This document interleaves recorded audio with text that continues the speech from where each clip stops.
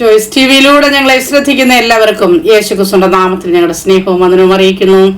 പ്രിയപ്പെട്ട ദൈവമക്കളെ, ഇന്ന് നാം ഒരു അനുഗ്രഹിക്കപ്പെട്ട സാക്ഷ്യമാണ് കേൾക്കാൻ പോകുന്നത്. ആ സാക്ഷ്യം നിങ്ങളുടെ ഓരോരുത്തരെയും ജീവിതത്തിൽ വലിയ വിടുതലായിത്തീരുമെന്ന് ഞാൻ കർത്താവിൽ വിശ്വസിക്കുന്നു. അനേക യൗവനക്കാര് മദ്യത്തിൽ മയക്കുമരുന്നിനൊക്കെ അടിമകളായിത്തീരുന്ന ഈ കാലഘട്ടത്തിൽ മദ്യപിച്ച് വളരെയധികം ഭാരങ്ങളിലൂടെ കടന്നുപോയ മധുമത്തിന് ഒരു പ്രാന്തനെ പോലെ ആയിത്തീരുന്നതായ ഒരു യൗവനക്കാരൻ്റെ സാക്ഷ്യവുമായിട്ടാണ് നിങ്ങളുടെ മുമ്പിൽ ഇന്നായിരിക്കുന്നത്. അനേകർക്ക് വിടുതലായി തീരട്ടെ എന്ന് കർത്താവിൽ ആശംസിക്കുന്നു. നിങ്ങൾ ആദ്യോടന്തം ഇത് സ്കിപ്പ് ചെയ്യാതെ കേട്ടാൽ അത് നിങ്ങളുടെ ജീവിതത്തിൽ വലിയൊരു വിടുതലായിത്തീരും.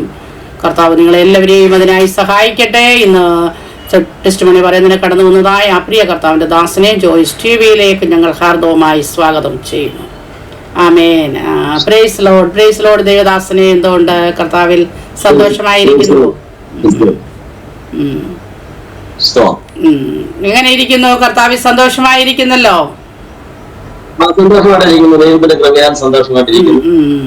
ഓക്കെ, കർത്താവ് സഹായിക്കട്ടെ. ജീവിതത്തിലെ കർത്താവ് നടത്തിയ വിധങ്ങള് വഴികളൊക്കെ ഉണ്ടെന്ന് മനസ്സിലാക്കുന്നു. ആ അവസ്ഥകളിലേക്ക് കടന്നു പോകുന്നതിന് മുന്നമേ തന്നെ നമുക്ക് ദൈവസന്നിധിയിൽ ഒന്ന് പ്രാർത്ഥിക്കാം. ഹല്ലേലൂയ, സ്തോത്രം, സ്തോത്രം. പരിശുദ്ധ കർത്താവേ, നന്ദി നിറഞ്ഞ ഹൃദയത്തോടെ ഞങ്ങൾ അങ്ങയെ സ്തുതിക്കുന്നു, സ്തോത്രം ചെയ്യുന്നപ്പാ. അങ്ങയുടെ മഹാസാന്നിധ്യം ഞങ്ങളോട് കൂടെ ഇരിക്കുന്നതിനാൽ നന്ദി കർത്താവേ.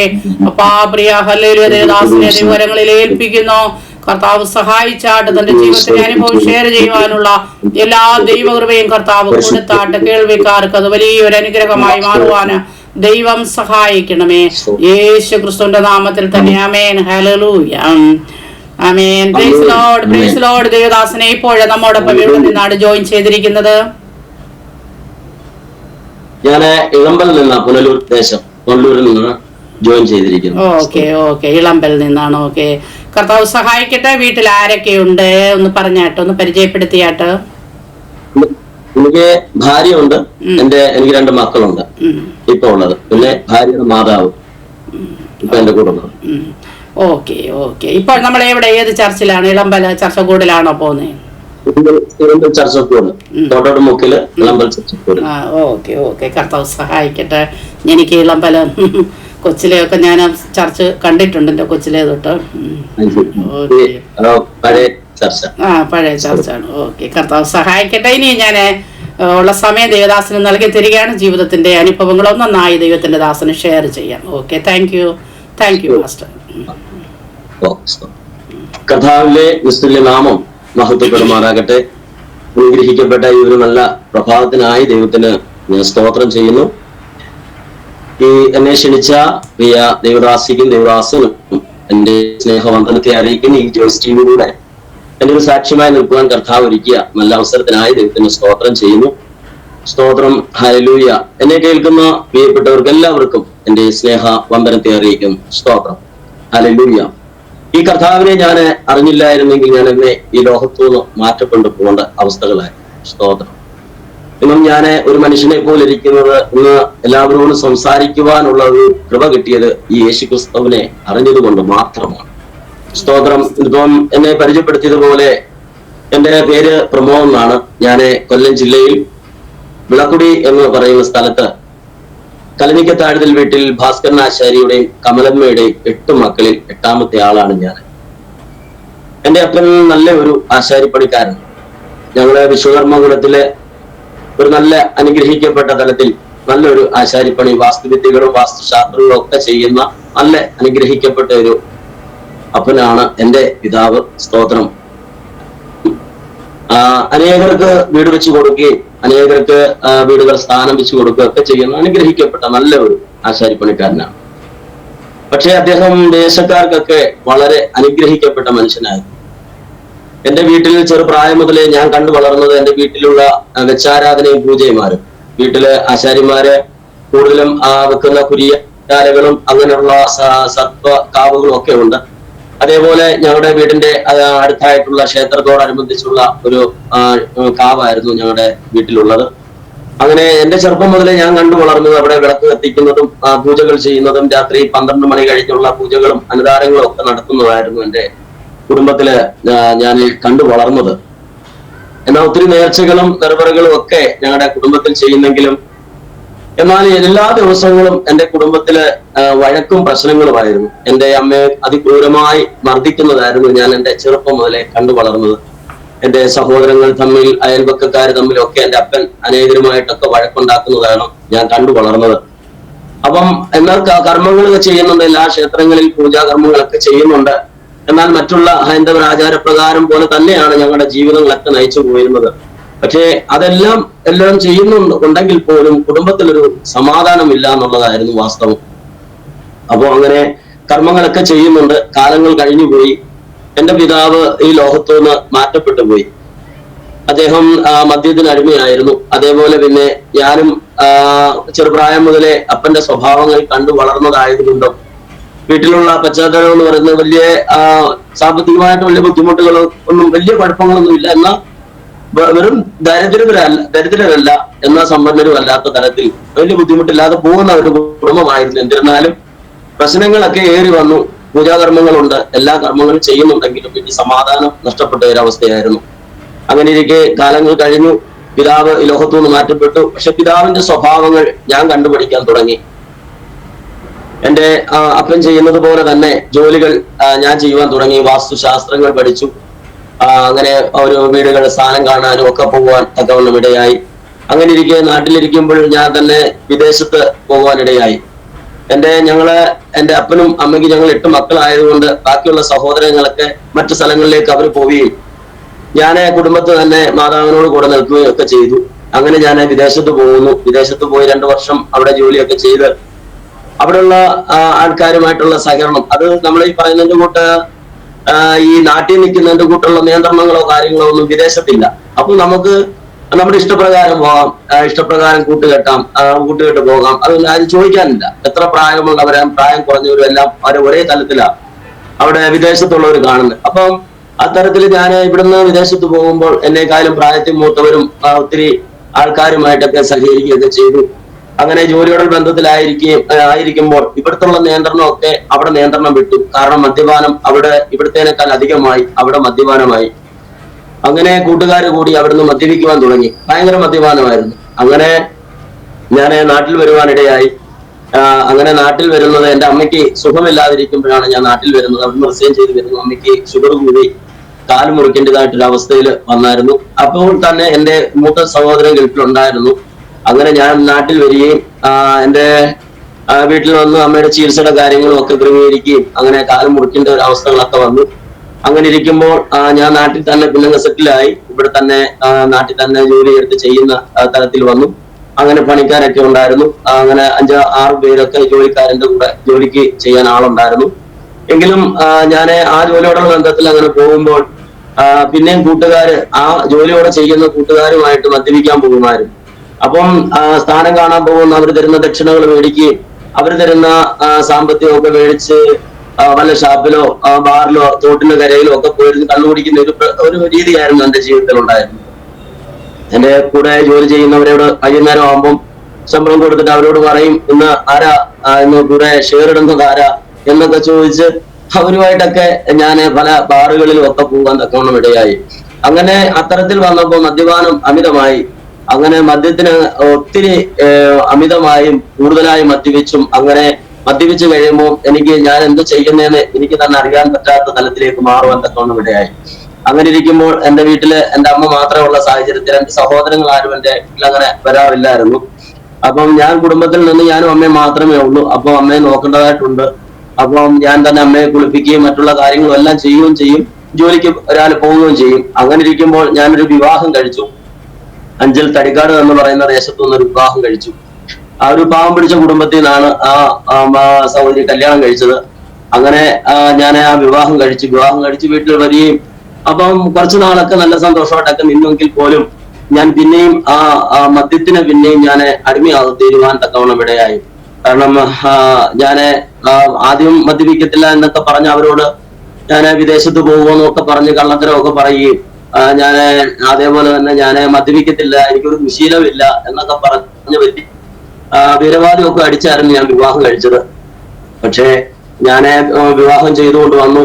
അങ്ങനെ വിവാഹം ചെയ്ത് വീട്ടിൽ വരുമ്പോ സമയത്ത് വീട്ടിൽ വലിയ കുഴപ്പങ്ങളില്ലാതിരുന്നു. അങ്ങനെ വീട്ടില് എന്റെ പിതാക്കന്മാര് നിർത്തിവെച്ചിരുന്ന പൂജാകർമ്മങ്ങൾ പിന്നെ ഞാൻ ചെയ്യാൻ തുടങ്ങി. അങ്ങനെ വീട്ടിലുള്ള അന്നദാനങ്ങളും കർമ്മങ്ങളും ഒക്കെ ഞാൻ വർഷത്തിൽ ചെയ്യാൻ തുടങ്ങി.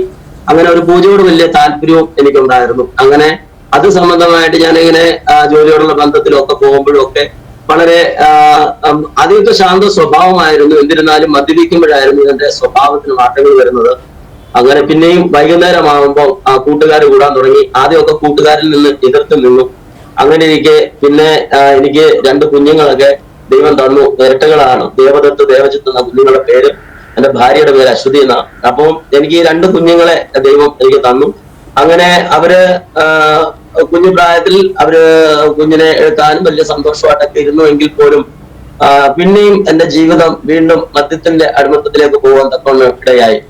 അങ്ങനെ ഇരിക്കെ ഞാന് അധികമായിട്ട് ഈ കൂട്ടുകാർ കൂടി പല സ്ഥലങ്ങളിൽ പോയി മദ്യപിക്കുവാനും ഓരോ വനത്തിലും ഒക്കെ പോയി വാറ്റിയാലയത്തിലും ഒക്കെ കഴിക്കുവാനും അങ്ങനെ എന്ത് വേണ്ട കൂട്ടുകാർ കൂടി ഒരു എന്ന് പറഞ്ഞാൽ ഒരു ഞാണ് പോയ പട്ടം പോലെ എങ്ങോട്ടാന്ന് അറിയത്തില്ല, അങ്ങ് പോകുക. അപ്പൊ രാവിലെ ചില സമയത്ത് ജോലിക്ക് പോകും, ചില സമയത്ത് ജോലിക്ക് പോകത്തില്ല. അങ്ങനെ ഇരിക്കുന്ന സാഹചര്യത്തിലായിരുന്നു.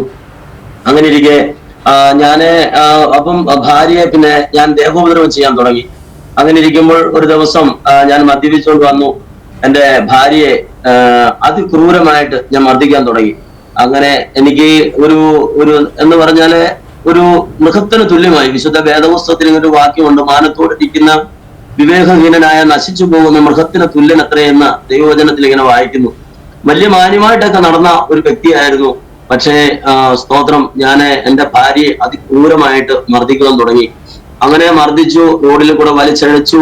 അങ്ങനെ അത് തന്നെയല്ല, എന്റെ ഭാര്യ ഒരു 3 മാസം, അതായത് 3 മാസം ആയതേ ഉള്ളൂ. സിസേറിയൻ ആയിരുന്നു എന്റെ ഭാര്യയ്ക്ക്. വയറിന്റെ മുറിവ് പോലും കരിഞ്ഞിട്ടില്ലായിരുന്നു. കാരണം എനിക്കിപ്പോഴും പറയുമ്പോൾ എനിക്ക് വിഷമമുണ്ട്. കാരണം ഞാൻ അത്രയ്ക്ക് മദ്യപിച്ച് ഞാൻ അത്രയ്ക്ക് എന്റെ ഭാര്യയെ ക്രൂരമായിട്ട് തന്നെ മർദ്ദിച്ചു. അങ്ങനെ ഞാൻ അവളെ മർദ്ദിച്ചു, റോഡിൽ കൂടെ വലിച്ചഴിച്ചു. ഒത്തിരി ഒത്തിരി ഒത്തിരി ദേഹോദരം ഞാൻ അവളെ ചെയ്തു. കാരണം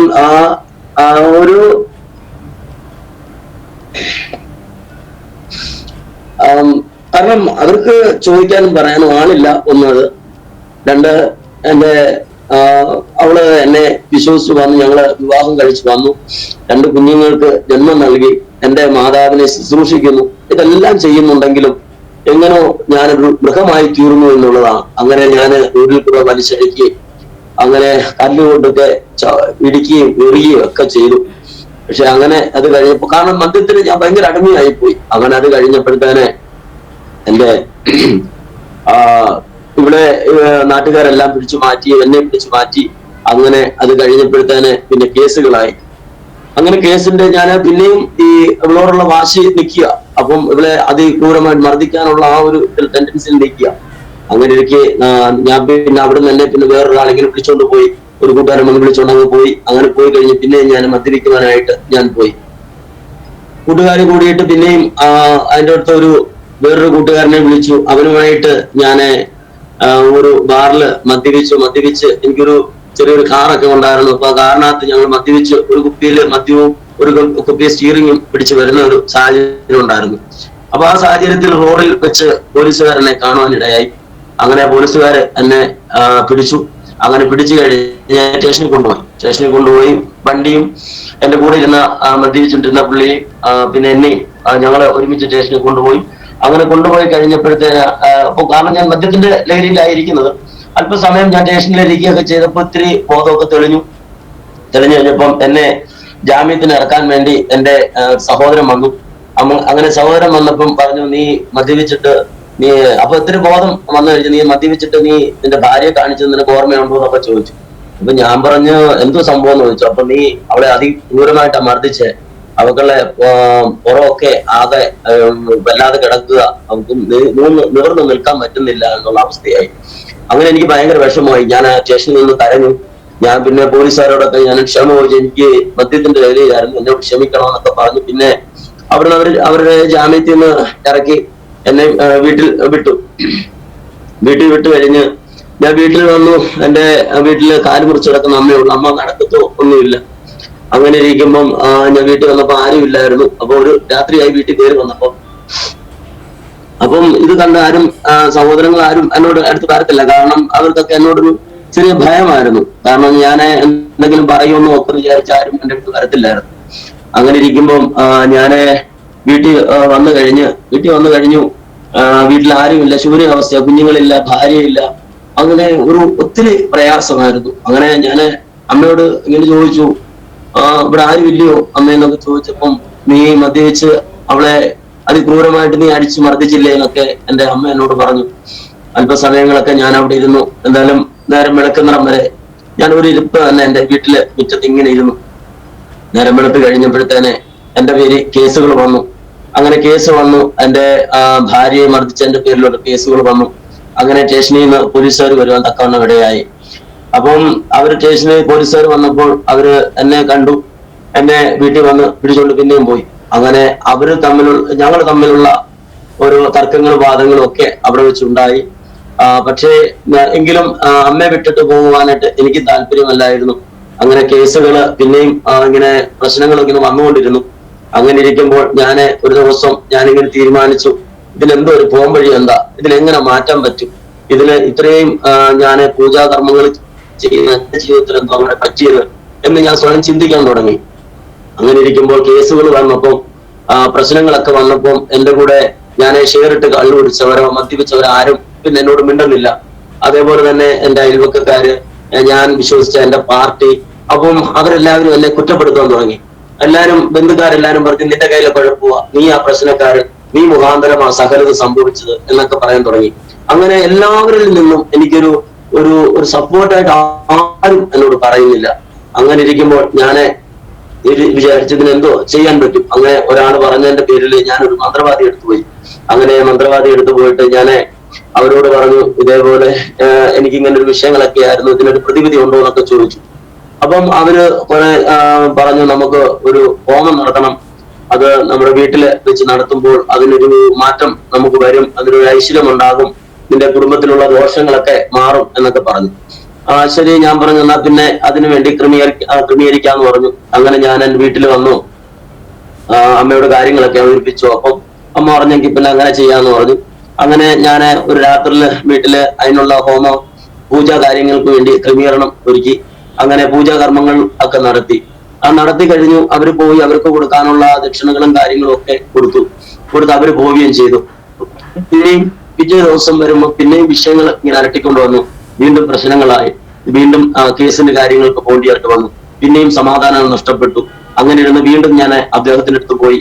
അദ്ദേഹം പറഞ്ഞു, ഇന്ന ക്ഷേത്രത്തില് ഒരു വിളക്കും തട്ടവും അതേപോലെ കോഴിയൊക്കെ കൊടുത്തു കഴിഞ്ഞാൽ നിന്റെ ജീവിതത്തിൽ ഒരു പരിഹാരം വരും എന്ന് പറഞ്ഞു. ഞാൻ പിന്നെയും ആ പറഞ്ഞ തലത്തിൽ ഞാൻ അവിടെ പോയി, ആ ക്ഷേത്രത്തിൽ പോയി ഞാൻ കർമ്മങ്ങളൊക്കെ ചെയ്യുകയും അതിന് വേണ്ടുന്ന ഒത്തിരി പൂജാ കാര്യങ്ങളൊക്കെ ചെയ്യുകയൊക്കെ ചെയ്തു. പക്ഷെ പിന്നെയും പ്രശ്നങ്ങൾ കൂടി വരികയല്ലാതെ ഒന്നും കുറഞ്ഞു പോയില്ലായിരുന്നു.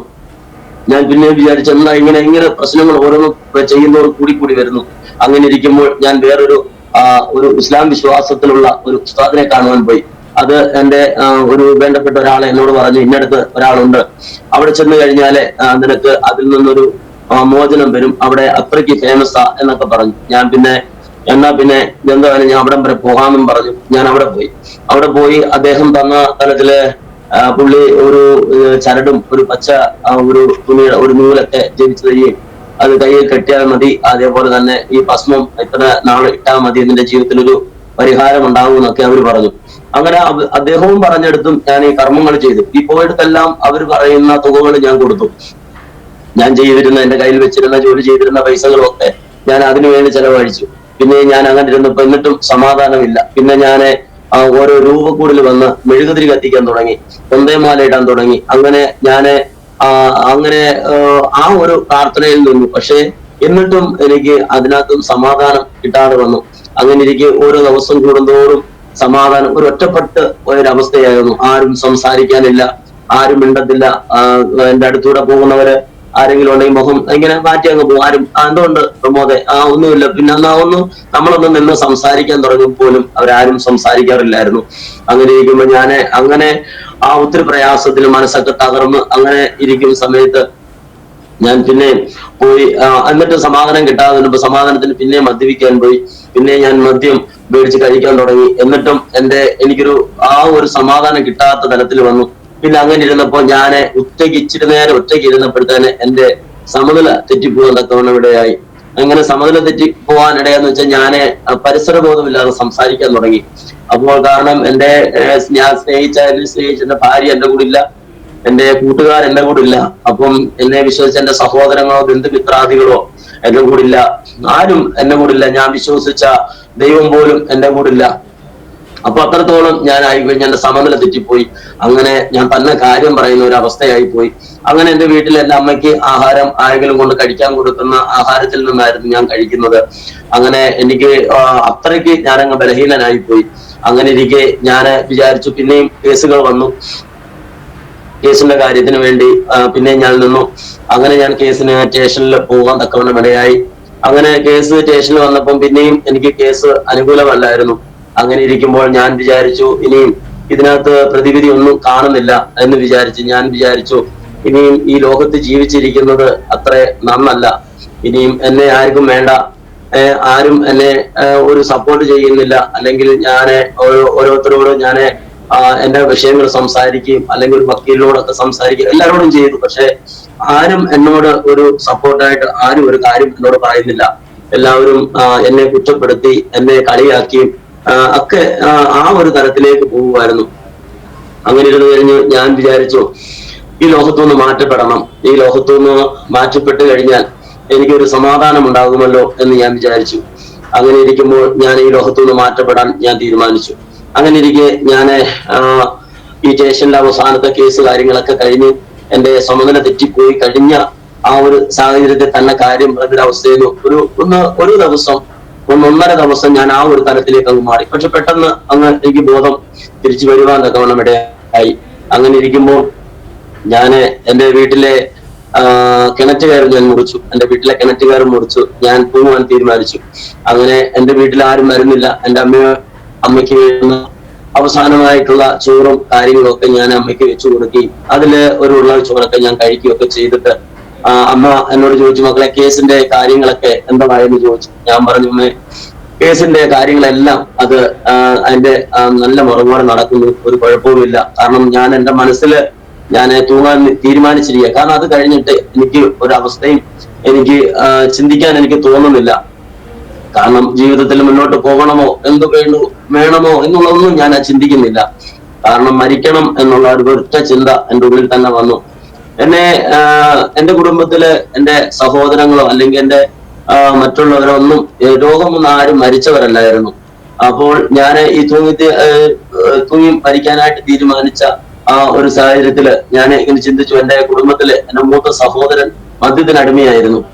അദ്ദേഹം മദ്യത്തിനടിമയായി തന്റെ ഭാര്യയും മക്കളെക്കാളൊക്കെ അധികമായി മദ്യത്തെ സ്നേഹിച്ചും ഭാര്യയെ മർദ്ദിച്ചും ഒക്കെ ഇരുന്ന അദ്ദേഹം ഭാര്യയുടെയും മക്കളുടെയും മുന്നിൽ വെച്ച് എന്റെ മൂത്ത സഹോദരൻ തൂങ്ങി മരിക്കുന്നത്. എന്റെ രണ്ടാമത്തെ സഹോദരനും അതേപോലായിരുന്നു. അദ്ദേഹം ഭാര്യയോട് വഴക്ക് കൂടിയും പ്രശ്നങ്ങൾ ഉണ്ടാക്കിയൊക്കെ കഴിഞ്ഞു. താനും എന്ത് ചെയ്തു, ഒരു മുഴം കയറിൽ തൂങ്ങി മരിക്കാനിടയായി.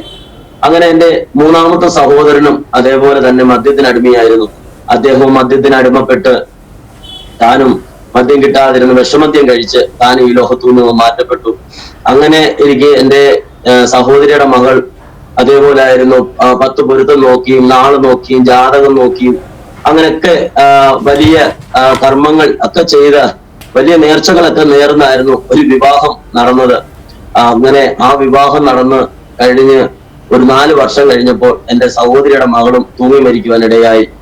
ഈ കഴിഞ്ഞിടയ്ക്ക് ആയിരുന്നു എന്റെ ചെറിയച്ഛൻ, അദ്ദേഹവും മദ്യത്തിന് അടിമയായിരുന്നു, അദ്ദേഹവും തൂങ്ങി മരിക്കുവാനിടയായി.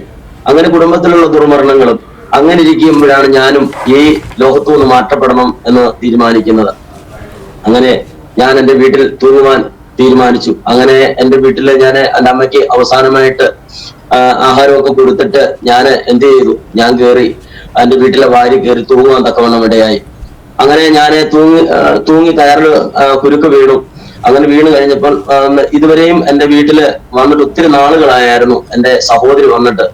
അങ്ങനെ സഹോദരി വന്നപ്പം ഓടി വീട്ടിലോട്ട് വന്നപ്പം അമ്മ പറഞ്ഞു, മോളെ പ്രമോദിനെ ഒന്ന് നോക്ക്, ഈ വീട് വാരി കിടന്നു കുലുങ്ങുന്നു. അപ്പൊ വീട് കിടന്ന് ചെറുതായിട്ട് കുലുങ്ങുന്നു എന്ന് പറഞ്ഞു. അങ്ങനെ പെട്ടെന്ന് പെങ്ങൾ ഓടി എന്റെ അടുത്തോട്ട് വന്നപ്പോ ഞാൻ തൂങ്ങിയിരിക്കുക. അങ്ങനെ പെട്ടെന്ന് ഓടി വന്ന് പെങ്ങള് എന്റെ കാലിലോട്ട് കെട്ടിപ്പൊക്കി, ഇങ്ങനെ പൊക്കി അങ്ങ് പിടിച്ചു, കാലെ കെട്ടിപ്പിടിച്ചിട്ട് പൊക്കിയിട്ട് എന്നെ കസേരയുടെ സൈഡിലോട്ട് ഒരു കട്ടില് ഉണ്ടായിരുന്നു, ആ കട്ടിലിന്റെ സൈഡിലോട്ട് എന്നെ അങ്ങോട്ട് ചേർത്ത് നിർത്തി. അപ്പോൾ അങ്ങനെ ചേർത്ത് നിർത്തി എന്റെ ഇതിന് കയറൊക്കെ അഴിച്ചു മാറ്റി. എന്നിട്ട് നീ എന്തിനാണ് തൂങ്ങിച്ചാവുന്നതെന്നൊക്കെ പറഞ്ഞു എന്നും പറഞ്ഞിട്ട് കൊലക്കുറ്റത്തിന് എനിക്ക് സമാധാനം പറയാൻ വയ്യാന്നും പറഞ്ഞ് എന്റെ പെങ്ങൾ അങ്ങ് പോവാൻ തക്കണം ഇടയായി. അങ്ങനെ ഞാൻ അല്പസമയം ഞാൻ അവിടെ കിടന്നു. അവിടെ കിടന്നു കഴിഞ്ഞ വായിക്കൂടെ നൊരയും പതയൊക്കെ വന്നു. അങ്ങനെ കഴുത്തൊക്കെ ഒത്തിരി അങ്ങ് മുറുകിയായിരുന്നു. അങ്ങനെ ഇരിക്കുമ്പോൾ ഞാന് വീട്ടിൽ വെളിയിലോട്ട് വെളിയിൽ ഇറങ്ങി വന്നു കഴിഞ്ഞപ്പം എന്റെ അമ്മ കാണാനായിട്ട് കയറി വന്നപ്പോ എന്റെ അമ്മയുടെ ബോധം പോയിരിക്കുകയായിരുന്നു. അങ്ങനെ ബോധം പോയി ഞാനിങ്ങനെ തൂങ്ങി എന്നറിഞ്ഞപ്പോഴത്തേന് അമ്മയ്ക്ക് ബോധം നഷ്ടപ്പെട്ടു. അങ്ങനെ അമ്മയ്ക്ക് ഷുഗർ അങ്ങ് ഡൗൺ ആയി പോയായിരുന്നു. അങ്ങനെ ആകെ ഒരു പ്രശ്നമായിരുന്നു. എനിക്ക് ആകപ്പാടെ എന്റെ തല കറക്കവും അങ്ങനെ പ്രയാസത്തിലും ഒത്തിരി ബുദ്ധിമുട്ടിലും അങ്ങനെ ഞാൻ അവിടെ ഇരുന്നു. അങ്ങനെ ഇരുന്ന് കഴിഞ്ഞു. ഞാൻ എന്റെ വീട്ടിന്റെ ഫ്രണ്ട് വശത്ത് വന്നു. ഫ്രണ്ട് വശത്തോട്ട് വന്നിട്ട് ഞാൻ ഇങ്ങനെ ഇരുന്ന് എന്റെ വീട്ടിൽ വിളക്ക് കത്തിക്കുന്നിടത്ത് പൂജാമുറി എടുത്ത് വന്നിട്ട് ഞാൻ ചോദിച്ചു, എനിക്ക് എന്തോ പറ്റിയത്, എന്റെ ജീവിതത്തിന് എന്തോ പറ്റി, നിങ്ങൾ എനിക്കൊന്ന് പറഞ്ഞതാ. ഇത്രയും നേർച്ചകളും കർമ്മങ്ങളും ഒക്കെ ഞാൻ നിങ്ങൾക്ക് വേണ്ടി ചെയ്തതല്ലയോ? പല ക്ഷേത്രങ്ങളിൽ നിങ്ങൾ പറഞ്ഞ പ്രകാരം ഞാൻ പല ക്ഷേത്രങ്ങളിൽ ഞാൻ കർമ്മങ്ങൾ ചെയ്തു. പിന്നെ എന്റെ ജീവിതത്തിന് എന്തോ സംഭവിച്ചേ? എന്റെ കുടുംബത്തിന് എന്തോ സംഭവിച്ചു? ഇത്രയും ചെറുപ്പം മുതൽ ചെയ്യുന്ന കർമ്മങ്ങളായിരുന്നു, പിന്നെ എന്തുകൊണ്ട് ഇത് ഇങ്ങനെ സംഭവിച്ചു? എവിടാ പരാജയം പറ്റിയത് എന്നൊക്കെ ചോദിച്ചിട്ട് പക്ഷേ അവർക്കൊരു മറുപടി എനിക്ക് തരുവാനില്ലായിരുന്നു. ഇങ്ങോട്ടൊരു മറുപടി അവർ തന്നില്ല. ഞാൻ അങ്ങനെ ഇരിക്കുമ്പോൾ ഞാൻ അവരോട് പറഞ്ഞു, നിങ്ങൾക്ക് ജീവനില്ല, നിങ്ങൾക്ക് ജീവൻ ഉണ്ടായിരുന്നെങ്കിൽ ഇതിങ്ങനെ സംഭവിക്കത്തില്ലായിരുന്നു, നിങ്ങൾക്ക് ജീവനില്ല എന്ന് പറഞ്ഞു. അങ്ങനെ ഞാൻ റോഡിന്റെ വെളിയിലോട്ട് ഇറങ്ങിയിട്ട് ഉറക്കം നിലവിളിച്ച് പറഞ്ഞു, ജീവനുള്ള ഒരു ദൈവമുണ്ടോ? എന്റെ പ്രശ്നത്തിന് പരിഹാരം കാണാൻ ഞാൻ വിശ്വസിക്കുന്ന ദൈവത്തിന് ജീവനില്ല എന്ന് പറഞ്ഞു. അങ്ങനെ ഉറക്കം നിലവിളിച്ചു പറഞ്ഞു. ഹല്ലേലൂയ. അങ്ങനെ ഉറക്കം നിലവിളിച്ചു പറഞ്ഞു. അങ്ങനെ പറഞ്ഞതിന്റെ സാഹചര്യം അല്പസമയം അവിടെ ഇരുന്നു. പക്ഷേ എന്നെ മരിക്കാനായിട്ട് ദൈവം അനുവദിച്ചില്ല. പക്ഷേ എന്തോ ദൈവിക പദ്ധതിയായിരിക്കാം എന്ന് ഞാൻ ഇങ്ങനെ ചിന്തിച്ചു. പക്ഷേ ഞാൻ അവിടെ തലയിൽ കയ്യും കൊടുത്ത് ഞാൻ എന്റെ ആ വീടിന്റെ മുറ്റത്ത് ഞാനിങ്ങനെ ഇരുന്നു കഴിഞ്ഞപ്പോൾ ഒരു 2 വ്യക്തികൾ വരുന്നു. അവരാരാണെന്നോ എന്താണെന്നോ ഒന്നും എനിക്കറിയുന്നില്ല. അന്നേരം ഈ 2 വ്യക്തികൾ ഒരു സമയോളം എന്റെ വീടിന്റെ തൊട്ട് ഫ്രണ്ടിൽ ഒരു ചെറിയുണ്ട്, വലിയൊരു കുളവാ. അപ്പൊ ആ കുളത്തിന്റെ കരയ്ക്ക് കാടുകളായിരുന്നു. അപ്പൊ അവിടുന്ന് 2 പേര് ഒരു ബാഗൊക്കെ തൂക്കി അവർ വരുന്ന കണ്ടു. അങ്ങനെ ഞാന് അവരോട് ചോദിച്ചു, നിങ്ങൾ പ്രാർത്ഥിക്കുന്നവരാണോ എന്ന് ചോദിച്ചു. അവര് പറഞ്ഞു, ഞങ്ങൾ പ്രാർത്ഥിക്കുന്നവരാണെന്ന് നിനക്ക് എങ്ങനെ തോന്നി എന്ന് ചോദിച്ചു. അതല്ല, ഇതേപോലെ ഞാൻ പണിയുന്ന ഒരു വീട്ടില് ഒരു അച്ചായന്റെ വീട്ടിൽ ഇങ്ങനെ 2-3 പേരൊക്കെ ഇങ്ങനെ ബാഗും തൂക്കി വരാറുണ്ട് എന്ന് പറഞ്ഞു. അപ്പം അവര് പറഞ്ഞു, അതെ ഞങ്ങൾ പ്രാർത്ഥിക്കുന്നവരാ എന്ന് പറഞ്ഞു. അപ്പൊ ഞാൻ പറഞ്ഞു, എനിക്ക് വേണ്ടി ഒന്ന് പ്രാർത്ഥിക്കുവോ, ഞാൻ ഒത്തിരി പ്രയാസത്തിലിരിക്കാന്ന് പറഞ്ഞു. അപ്പം ഞങ്ങൾ പ്രാർത്ഥിച്ചാൽ നിനക്ക് വിടുതൽ കിട്ടുമെന്തോ ഉറപ്പെന്ന് എന്നോട് ചോദിച്ചു. അപ്പൊ ഞാൻ പറഞ്ഞു, ഞാൻ പണിക്ക് പോകുന്ന വീട്ടിൽ ഒരു അച്ചായനുണ്ട്. ഇന്നെന്റെ സഭയിലുള്ള മണിയച്ചായൻ എന്ന അച്ചായന്റെ പേര്. അച്ചായൻ പെന്തിക്കോസ് വിശ്വാസത്തിലുള്ളതാ. അപ്പോൾ ആ അച്ചായൻ പറഞ്ഞു, മക്കളെ എന്തെങ്കിലും വിഷയമുണ്ടെങ്കിൽ നീ പ്രാർത്ഥിച്ചാൽ മതിയെന്ന്. അപ്പോൾ ഞാൻ മുമ്പ് അവിടെ തന്നായിരുന്നു ജോലി ചെയ്യുന്നത്. അപ്പോൾ എന്റെ കുടുംബത്തിലുള്ള വിഷയങ്ങളും തകർച്ചകളും ഒക്കെ വരുന്ന സമയത്ത് എനിക്ക് വേണ്ടി ഒത്തിരി പ്രാർത്ഥിച്ച ഒരു കുടുംബമാണ് ഈ മണിയച്ചായനും അമ്മാമയൊക്കെ ഒത്തിരി എനിക്ക് വേണ്ടി പ്രാർത്ഥിച്ചത്. പക്ഷെ എനിക്കതൊന്നും അത്ര വിശ്വാസമുള്ളതായിരുന്നില്ല. കാരണം അത്ര തീവ്രമായിട്ട് അത്ര ഉത്സാഹത്തോടും ഊർജത്തോടും ഞാൻ എന്റെ പരദേവതകളെ 33 കോടി ദേവനും അസുരനും മാറതിനും മറതയും യക്ഷിയും ഭൂതങ്ങളുമുള്ള ഈ ദേവഗണങ്ങളെ ഞാൻ ആരാധിച്ചുകൊണ്ടിരിക്കുമ്പോൾ ഈ കേവലം ഒരു യേശു ക്രിസ്തു അവർ പ്രാർത്ഥിക്കണമെന്നൊക്കെ പറഞ്ഞു കഴിഞ്ഞാൽ ഞാൻ അത്ര വില കൊള്ളത്തില്ലായിരുന്നു. അപ്പൊ അവർ പറഞ്ഞു, അപ്പം ഇപ്പൊ പ്രത്യേകിച്ച് നമ്മളെന്ന് പറയുമ്പോൾ എല്ലാവരെയും ഒരേപോലെ കാണുന്ന ഒരു തലത്തിലായിരുന്നു, ആ ഒരു വിശ്വാസമായിരുന്നു. അവർ പ്രാർത്ഥിച്ചോട്ടെ എന്നുള്ളൊരു തലത്തിലായിരുന്നു. അങ്ങനെ അവര് എനിക്ക് വേണ്ടി പ്രാർത്ഥിക്കുമായിരുന്നു. അങ്ങനെ ഇരിക്കുമ്പോൾ അങ്ങനെ ഈ 2 വ്യക്തികൾ എന്റെ ഭവനത്തിൽ വരികയും അങ്ങനെ അവര് എന്നോട് ചോദിച്ചു, എന്താ. അപ്പം അവര് വീട്ടിലോട് കയറാൻ ചെന്നപ്പോ എന്നോട് ചോദിച്ചു, ഇവിടെ അമ്പലമാണോ എന്ന് ചോദിച്ചു. ഞാൻ പറഞ്ഞില്ല, ഇവിടെ ഒരു ക്ഷേത്രത്തിന്റെ ഒരു ഭാഗം എന്റെ ഭവനത്തിലുണ്ട്, എല്ലാ വർഷങ്ങളും ഇവിടെ കർമ്മങ്ങൾ ചെയ്യാറുള്ളതാണെന്ന് ഇങ്ങനെ പറഞ്ഞു. അപ്പം എന്റെ വീട്ടിലോട്ട് തന്റെ വീട്ടിലോട്ട് വരുന്നോണ്ട് വിഷമമുണ്ടോ എന്ന് ചോദിച്ചു. എന്തെങ്കിലും ഒരു വിഷമമില്ല, വരാൻ പറഞ്ഞു. അങ്ങനെ അവര് വീട്ടിലോട്ട് വന്നിട്ട് എന്നോട് ചോദിച്ചു, ദൈവത്തിൽ വിശ്വസിക്കുന്നു എന്ന് ചോദിച്ചു. ഞാൻ പറഞ്ഞു ഞാൻ ദൈവത്തിൽ വിശ്വസിക്കുന്നു എന്ന് പറഞ്ഞു. ഞാൻ ഒത്തിരി ക്ഷേത്രങ്ങളിൽ പോകാറുള്ളതാ, ഒത്തിരി എടുത്ത് കർമ്മങ്ങൾ ചെയ്യുന്നുണ്ട്, ഒത്തിരി എടുത്ത് പറയുന്ന നേർച്ചകൾ നിർവഹകളും ഒക്കെ ഞാൻ ചെയ്യാറുള്ളതാ, ഞാൻ ദൈവത്തെ വിശ്വസിക്കുന്നു എന്ന് പറഞ്ഞു. അങ്ങനെ ഇരിക്കുമ്പോൾ അവര് എന്നോട് പറഞ്ഞു, നിങ്ങൾ യേശുവിനെ വിശ്വസിക്കുന്നു എന്ന് ചോദിച്ചു. ഞാൻ പറഞ്ഞു ഞാൻ യേശുവിനെ വിശ്വസിക്കുന്നു, ഞാൻ കൊന്തേമാല ഇടാറുണ്ട്, ഞാൻ ക്രിസ്ത്യാനികളുമായിട്ടാണ് എനിക്ക് ഏറ്റവും വലിയ ബന്ധവും, അവരുമായിട്ടാണ് അടുപ്പവും, ഞാനിപ്പോ ജോലി ചെയ്യുന്ന വീട്ടിലും അവരും ക്രിസ്ത്യാനികളാണ്, അതുകൊണ്ട് എനിക്ക് ക്രിസ്ത്യാനികളെ ഇഷ്ടമാണ് എന്ന് പറഞ്ഞു. അപ്പൊ അവര് പറഞ്ഞു അപ്പം അതൊന്നുമല്ല, ബൈബിൾ പ്രകാരം ഒരു ദൈവമുണ്ട്, ഞാൻ വിശ്വസിക്കുന്നു എന്ന് ചോദിച്ചു. അപ്പൊ ഞാൻ പറഞ്ഞു നിങ്ങൾ പെന്തിക്കോസുകാരാണെന്ന് ചോദിച്ചു. അപ്പൊ പറഞ്ഞു ആണെന്ന് പറഞ്ഞു. ഞാൻ പറഞ്ഞു ഞങ്ങൾ സാധാരണ പെന്തിക്കോസുകാരെ ഞങ്ങൾ അത്ര ഇഷ്ടമുള്ള കൂട്ടത്തിലല്ല, ക്രിസ്ത്യാനികളെ നമുക്ക് ഇഷ്ടമാണ്. പക്ഷേ ഇങ്ങനെ എന്റെ വീടിന്റെ അടുത്ത് കുറെ ആൾക്കാരുണ്ട് ഈ തമ്പേർ അടിക്കുന്നതും രാത്രിയും കടന്നു കൂവലും വിളിയും, ഇതിനൊക്കെ എന്റെ അപ്പൻ പണ്ട് ഈ അവരെ വിളിച്ച് ചീത്ത വിളിക്കുന്നതൊക്കെ ഞാൻ കേട്ടിട്ടുണ്ട്. അവര് അവിടെ വീടിന്റെ അടുത്ത് തന്നെ അവര് കിടന്ന് തമ്പേരടിക്കുന്ന വിളിയും ബഹളവും ഒക്കെ വരുമ്പോ അപ്പൻ ഇവിടുന്ന് എന്റെ വീട്ടിൽ നിൽക്കുമ്പോ അവിടുത്തെ ഫിസിലടിക്കുമായിരുന്നു, ഇവിടുന്ന് ഫിസിലടിക്കും, അപ്പൻ ഇവിടുന്ന് പോകുന്ന ഒരു ഇതൊക്കെ ഉണ്ടായിരുന്നു. അപ്പൊ ഞങ്ങൾക്കൊന്നും അത്ര, കാരണം എന്ന് വെച്ചാൽ അതൊരു ഇതായിട്ട് തോന്നുന്നില്ല. ക്രിസ്ത്യാനികൾ എന്ന് പറയുമ്പോ അവര് മാലയൊക്കെ ഇടുന്നുണ്ട്, അവര് എല്ലാ ഇതിനൊക്കെ പോകുന്നുണ്ട്, പക്ഷെ ഇങ്ങനെ ബഹളമൊന്നുമില്ല, എല്ലാം ശാന്തമായിട്ടുള്ളതാണല്ലോ. അപ്പൊ ഇവര് ഭയങ്കര ബഹളവും കാര്യങ്ങളും ഒക്കെ ആവുമ്പോ ഞങ്ങള് ഇവിടെ ഇരുന്ന് ചിരിക്കുകയും കൂവുകയും ഒക്കെ ചെയ്യും. ഞങ്ങളുടെ വീടിന്റെ അടുത്തൂടെ ഒക്കെ പോകുന്ന ഒരു ബന്ധിക്കോസ് കല്ലാട്ട് എന്നൊക്കെ പറയും, ജോർജ് അച്ചായനെ, അതേപോലെ നല്ല പേര് യേശുവാസ് എന്നൊക്കെ പറയുന്ന അച്ചായന്റെ വൈഫ്, ഇവരൊക്കെ അതിലെ കൂടെ പോകുമ്പോൾ ഞങ്ങൾ അവരെ കളിയാക്കുമായിരുന്നു. ഞാനന്നേരം ഈ വീട്ടിൽ വിളക്കെത്തിക്കുന്ന സമയമാകുമ്പോൾ, ഈ സന്ധ്യാസമയം ആകുമ്പോഴേ ഇവര് അതുവഴി പോകുന്നത്, കാരണം വൈകിട്ടായിരുന്നു. ഇപ്പോഴാണ് നമുക്ക് സമയങ്ങളൊക്കെ മനസ്സിലാവുന്നത്, 6:30 കഴിയുമ്പോൾ പ്രാർത്ഥന തുടങ്ങുന്നതൊക്കെ. അപ്പം അന്നൊക്കെ ഇവര് ആ സമയമൊക്കെ പോകുമ്പോൾ ഞാനന്നേരം കളിയാക്കുമായിരുന്നു, സ്വോത്രമ്മേ എന്നൊക്കെ ഇങ്ങനെ പറയായിരുന്നു.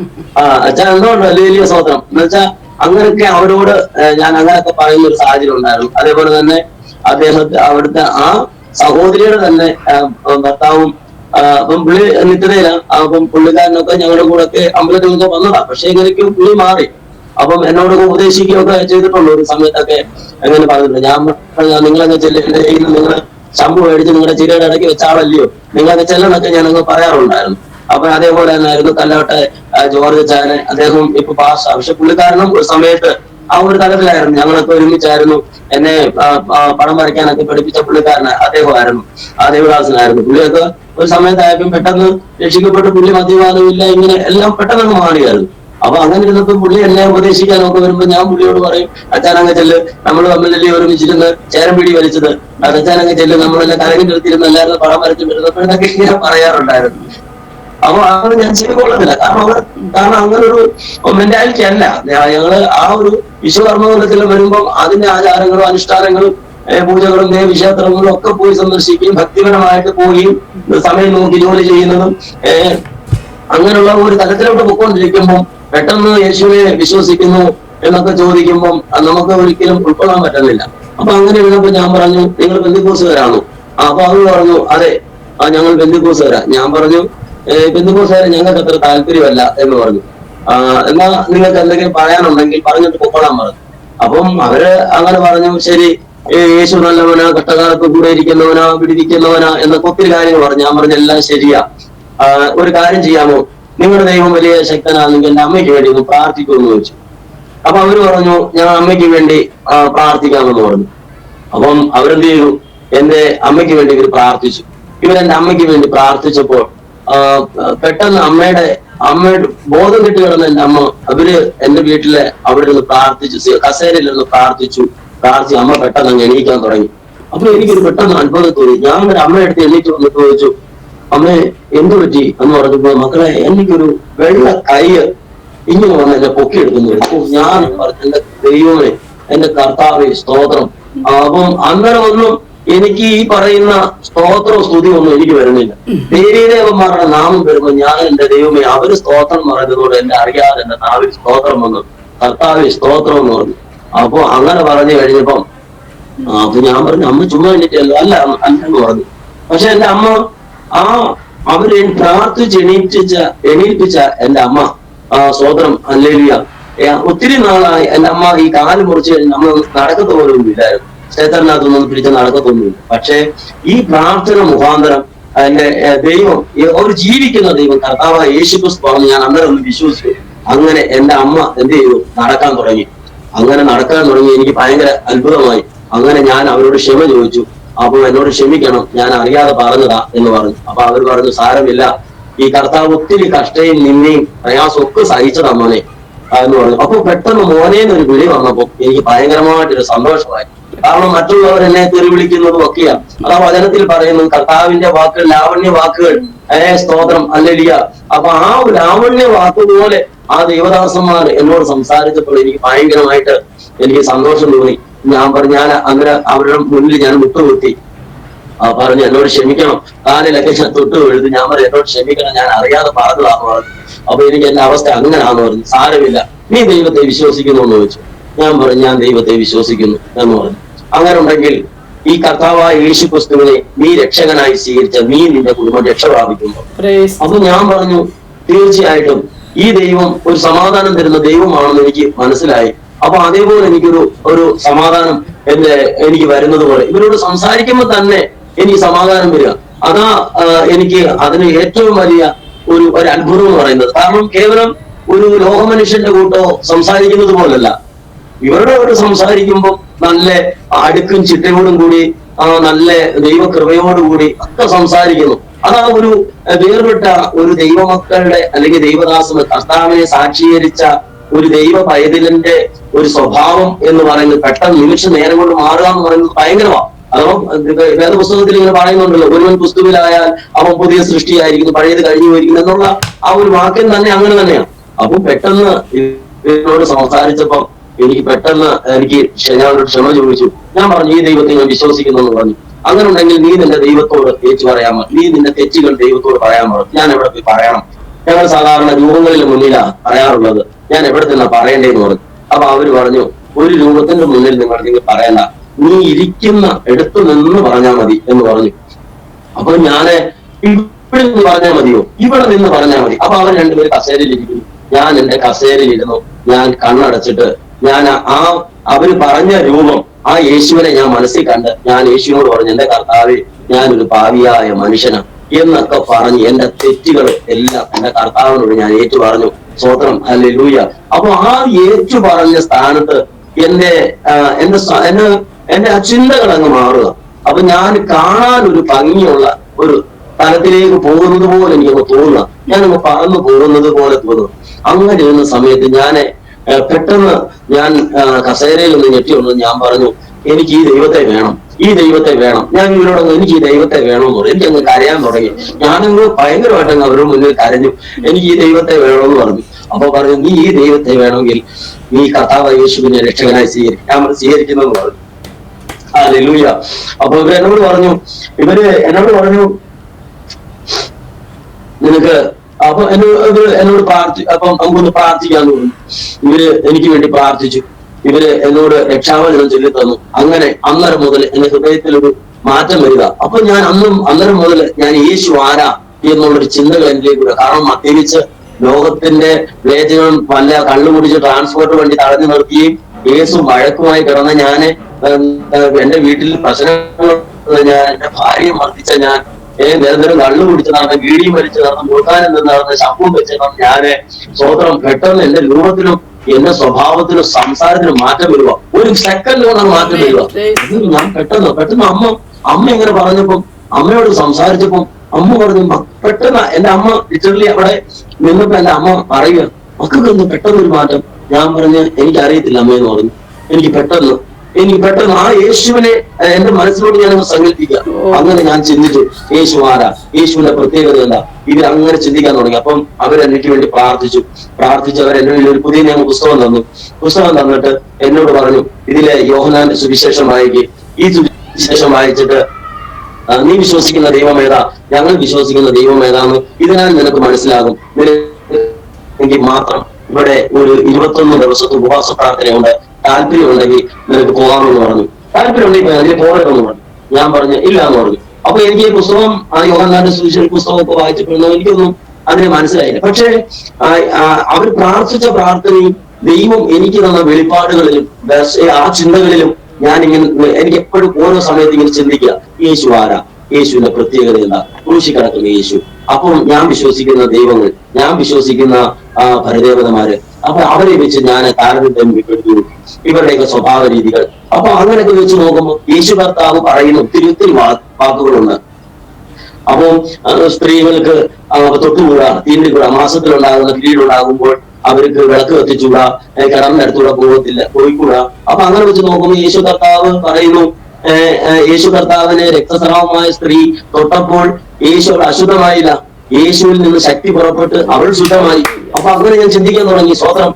അപ്പൊ അങ്ങനെ ഞാൻ ചിന്തിക്കാൻ തുടങ്ങിയപ്പോ പിന്നെ ഞാൻ നോക്കി, പിന്നെ ഇങ്ങനെ ചിന്തിക്കാൻ ഇങ്ങനെ തുടങ്ങിയപ്പോൾ യേശുവിന്റെ, അതായത് യേശു പറയുകയാണ്, നീ കള്ളത്തരത്തിന് കൂട്ടുനിൽക്കരുത്, കള്ളസത്യം ചെയ്യരുത്, നിന്റെ കൂട്ടുകാരനെ നിന്നെ പോലെ സ്നേഹിക്കുക, കൂട്ടുകാരന്റെ യാതൊന്നും മോഹിക്കരുത്.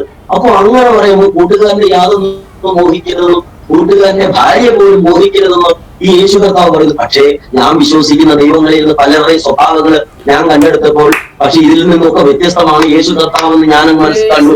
അങ്ങനെ ഇരിക്കുമ്പോൾ ദേവി ദേവന്മാർ, അങ്ങനെയുള്ള പരദേവതമാരെയും മാണിന്യമാരെയും യക്ഷിയും ഭൂതങ്ങളെയും എല്ലാം വെച്ച് നോക്കിയപ്പോൾ എന്റെ യേശു കർത്താവ് കൊള്ളാമെന്ന് ഞാൻ വിശ്വസിച്ചു.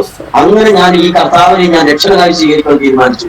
അങ്ങനെ ഇരുന്നപ്പോൾ എന്റെ സംസാരത്തിന് മാറ്റം മാറി, ഞാനൊരു പുതിയ സൃഷ്ടിയായി മാറി. അപ്പോൾ ഞാൻ എന്ത് ചെയ്തു, എന്റെ കയ്യിലെ തെറ്റുകളാണെങ്കിലും മറ്റുള്ളവരുടെ തെറ്റുകളാണെങ്കിലും എനിക്ക് ക്ഷമിക്കാനൊരു ഒരു കൃപ എന്റെ കർത്താവായ യേശു ക്രിസ്തു എനിക്ക് തന്നു. അങ്ങനെ ഇരിക്കുമ്പോൾ ഞാൻ എന്റെ സ്വഭാവം, എന്റെ മുടി വെട്ടി ഒരു നല്ല ഒരു ഭ്രാന്തനെ പോലെ നടന്ന ഒരു ഗർഭദേശത്തെ ഭൂതത്തിന്റെ മാറ്റങ്ങൾ പോലെ ഒരു നല്ല മനുഷ്യനായിട്ട് ഞാൻ സമൂഹത്തിൽ ഇറങ്ങി. നോക്കിയപ്പോ എനിക്ക് പ്രമോദല്ലയോ, അവനെന്ത് പെട്ടെന്നൊരു മാറ്റം, അവൻ വെള്ളം ഷർട്ട് ഇടുന്നു, വെള്ളം മുന്നിടുന്നു, പ്രമോദിന് എന്ത് പറ്റി എന്നുള്ള ചിന്തകൾ വന്നു. അപ്പോൾ അങ്ങനെ ഇരുന്ന് കഴിഞ്ഞപ്പോൾ ഞാൻ എന്ത് ചെയ്തു, ജോലി ചെയ്യുന്ന വീട്ടിൽ വന്നു. എനിക്ക് വേണ്ടി പ്രാർത്ഥിച്ച, എനിക്ക് വേണ്ടി ഇടിവിൽ നിന്ന് പ്രാർത്ഥിച്ച, എന്നെ ഒത്തിരി സ്നേഹിച്ച എന്റെ ആ വിശ്വാസ സമൂഹത്തിലായിരിക്കുന്ന എന്റെ അച്ചായനും മണിയച്ചായനും അമ്മാവയും ആ വീട്ടിൽ വന്നു. എന്നെ ജോലി ചെയ്യുന്നത്, ഞാൻ അവിടെ തന്നെ ആയിരുന്നു ജോലി ചെയ്യുന്നത്, തടിപ്പണി ചെയ്യുന്ന അവിടെ തന്നെ ആയിരുന്നു. അങ്ങനെ ഞാൻ എന്റെ അനുഭവങ്ങൾ എന്റെ അച്ചായനോട് പറയാത്തക്കൊണ്ട് ഇടയായി. അങ്ങനെ അച്ചായന് യേശുവിനെ കുറിച്ച് എനിക്ക് ഒത്തിരി പറഞ്ഞു തരികയും അപ്പൊ അമ്മാമ എനിക്ക് വേണ്ടി എഴുതി നിന്ന് പ്രാർത്ഥിക്കുകയൊക്കെ ചെയ്തു. അങ്ങനെ ഇരിക്കുമ്പോൾ ഞാൻ എന്ത് ചെയ്തു, ഈ അച്ചായനോട് അനുഭവം പറഞ്ഞു, ഞാൻ പറഞ്ഞു അച്ചായ അവിടെ കണ്ടൊരു 21 ഉപവാസം നടക്കുന്നത് എവിടെയാ എന്ന് പറഞ്ഞു. അത് മോനെ ഇന്നതുപോലെ ഒരു ചർച്ചിലാണെന്ന് പറഞ്ഞു. അങ്ങനെ ഞാൻ പറഞ്ഞു എനിക്ക് അവിടെ വിരോധമുണ്ടോ? ഒരു വിരോധമില്ല, വരാൻ പറഞ്ഞു. അങ്ങനെ ഞാൻ ആദ്യമായിട്ട് അവിടെ പോവുകയും ആ പ്രാർത്ഥനയെ സംബന്ധിക്കുന്നു. ആദ്യത്തെ ദിവസങ്ങളിലൊന്നും എനിക്ക് വിശ്വാസം വന്നില്ല. അങ്ങനെ രണ്ടാമത്തെ തലത്തിൽ ഞാൻ അവിടെ പ്രാർത്ഥനയ്ക്ക് വന്നു. രണ്ടാമത്തെ ദിവസം അവിടെ പ്രാർത്ഥനയ്ക്ക് വന്നപ്പോൾ ഒരു ദൈവദാസൻ, അദ്ദേഹം തിരുവനന്തപുരത്തുള്ള ഒരു ദൈവദാസനാണ്. അദ്ദേഹം എല്ലാവരുടെയും തലയിൽ കൈവച്ച് ഭൂതങ്ങൾ പറയുന്നു. ഈ ഭൂതമൊന്നും എനിക്കൊന്നും അറിയത്തില്ല, പക്ഷെ ഇത്തിരി തകർന്നിരിക്കുന്ന പ്രയാസത്തിലായിരിക്കുന്ന എനിക്ക് ഒരു ആശ്വാസം അവരെല്ലാവരും പ്രാർത്ഥിക്കുന്നതിന്റെ നടുവിൽ നിന്നപ്പോൾ എനിക്കൊരു സന്തോഷം തോന്നി. ആദ്യം എനിക്ക് അങ്ങനെ തോന്നിയില്ലെങ്കിലും പിന്നെ രണ്ടാമത്തെ ദിവസം എനിക്ക് തോന്നുന്നു ഇവിടെയായി അവരുടെ പ്രാർത്ഥനകളും അപ്പം എന്നെ വഹിച്ചുകൊണ്ടുള്ള പ്രാർത്ഥന. അപ്പോൾ എനിക്ക് ഒരു വല്ലാത്ത ഒരു സന്തോഷം എന്റെ ജീവിതത്തിൽ വരുന്നു. അങ്ങനെ എല്ലാവർക്കും ദൂത് പറഞ്ഞു പോയ അദ്ദേഹം എന്നോട് മാത്രം അദ്ദേഹം പറയുന്നില്ല. അങ്ങനെ ഇരിക്കുമ്പോൾ ഞാൻ ചിന്തിച്ചു, ഇതെന്തുകൊണ്ട് എന്നോട് മാത്രം പറയുന്നില്ല, മറ്റുള്ളവരോട് എല്ലാവരോടും പറയുന്നല്ലോ. അപ്പൊ ഇവിടെ എന്തോ പന്തിഭാഷമുണ്ട്, അപ്പൊ ഇവിടെയും പന്തിഭാഷമുണ്ട്. അങ്ങനെ ഞാൻ ചിന്തിച്ചു. അങ്ങനെ ചിന്തിച്ചു കഴിഞ്ഞപ്പോ ഇദ്ദേഹം സ്റ്റേജിന്റെ നടുവിൽ പോയിട്ട് പെട്ടെന്ന് തിരിച്ചു വന്നിട്ട് എന്റെ തലയിലോട് കൈ വെച്ചിട്ട് പറഞ്ഞു, നീ ഇപ്പോ എന്നെ വിളിച്ചു വരുത്തിയതാ. സ്വതം ഹല്ലേലൂയ. ഞാൻ എന്റെ മനസ്സിൽ പറഞ്ഞതാണോ മമ്മി, ഞാൻ എന്റെ മനസ്സിൽ പറഞ്ഞതാ. നീ എന്നെ ഇപ്പൊ വിളിച്ചു വരുത്തിയതാന്ന് പറഞ്ഞു. അപ്പൊ ഞാൻ എന്റെ അഹവാൾ വെട്ടിപ്പോയി. ഞാൻ പറഞ്ഞു, ഇത് എന്റെ ദൈവമേ, ഇത് ഭയങ്കരമാണല്ലോ, ഇത് എന്റെ മനസ്സിൽ പറഞ്ഞ കാര്യങ്ങൾ വിളിക്ക് മനസ്സിലായി. അങ്ങനെ അദ്ദേഹം പറഞ്ഞു,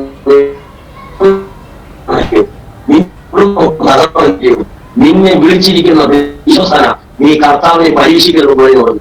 ഈ ദൈവത്തെ നീ രക്ഷകനായി സ്വീകരിക്കണം. നിന്നെ വിളിച്ച ദൈവം വിശ്വസ്തന, ഈ ദൈവത്തെ അറിഞ്ഞ് ഒരിക്കലും നശിച്ചു പോയിട്ടില്ല എന്നൊക്കെ വചന അടിസ്ഥാനത്തിൽ അദ്ദേഹം പറയാൻ തക്കുന്ന ഇടയായി. ഈ കർത്താവായ യേശു ക്രിസ്തുവിനെ നീ വിശ്വസിച്ചാൽ നീ നിന്റെ കുടുംബം രക്ഷ പ്രാപിക്കുമായെന്ന് പറഞ്ഞു. അപ്പൊ ഇത് പറഞ്ഞ് എനിക്ക് വേണ്ടി പ്രാർത്ഥിച്ചു.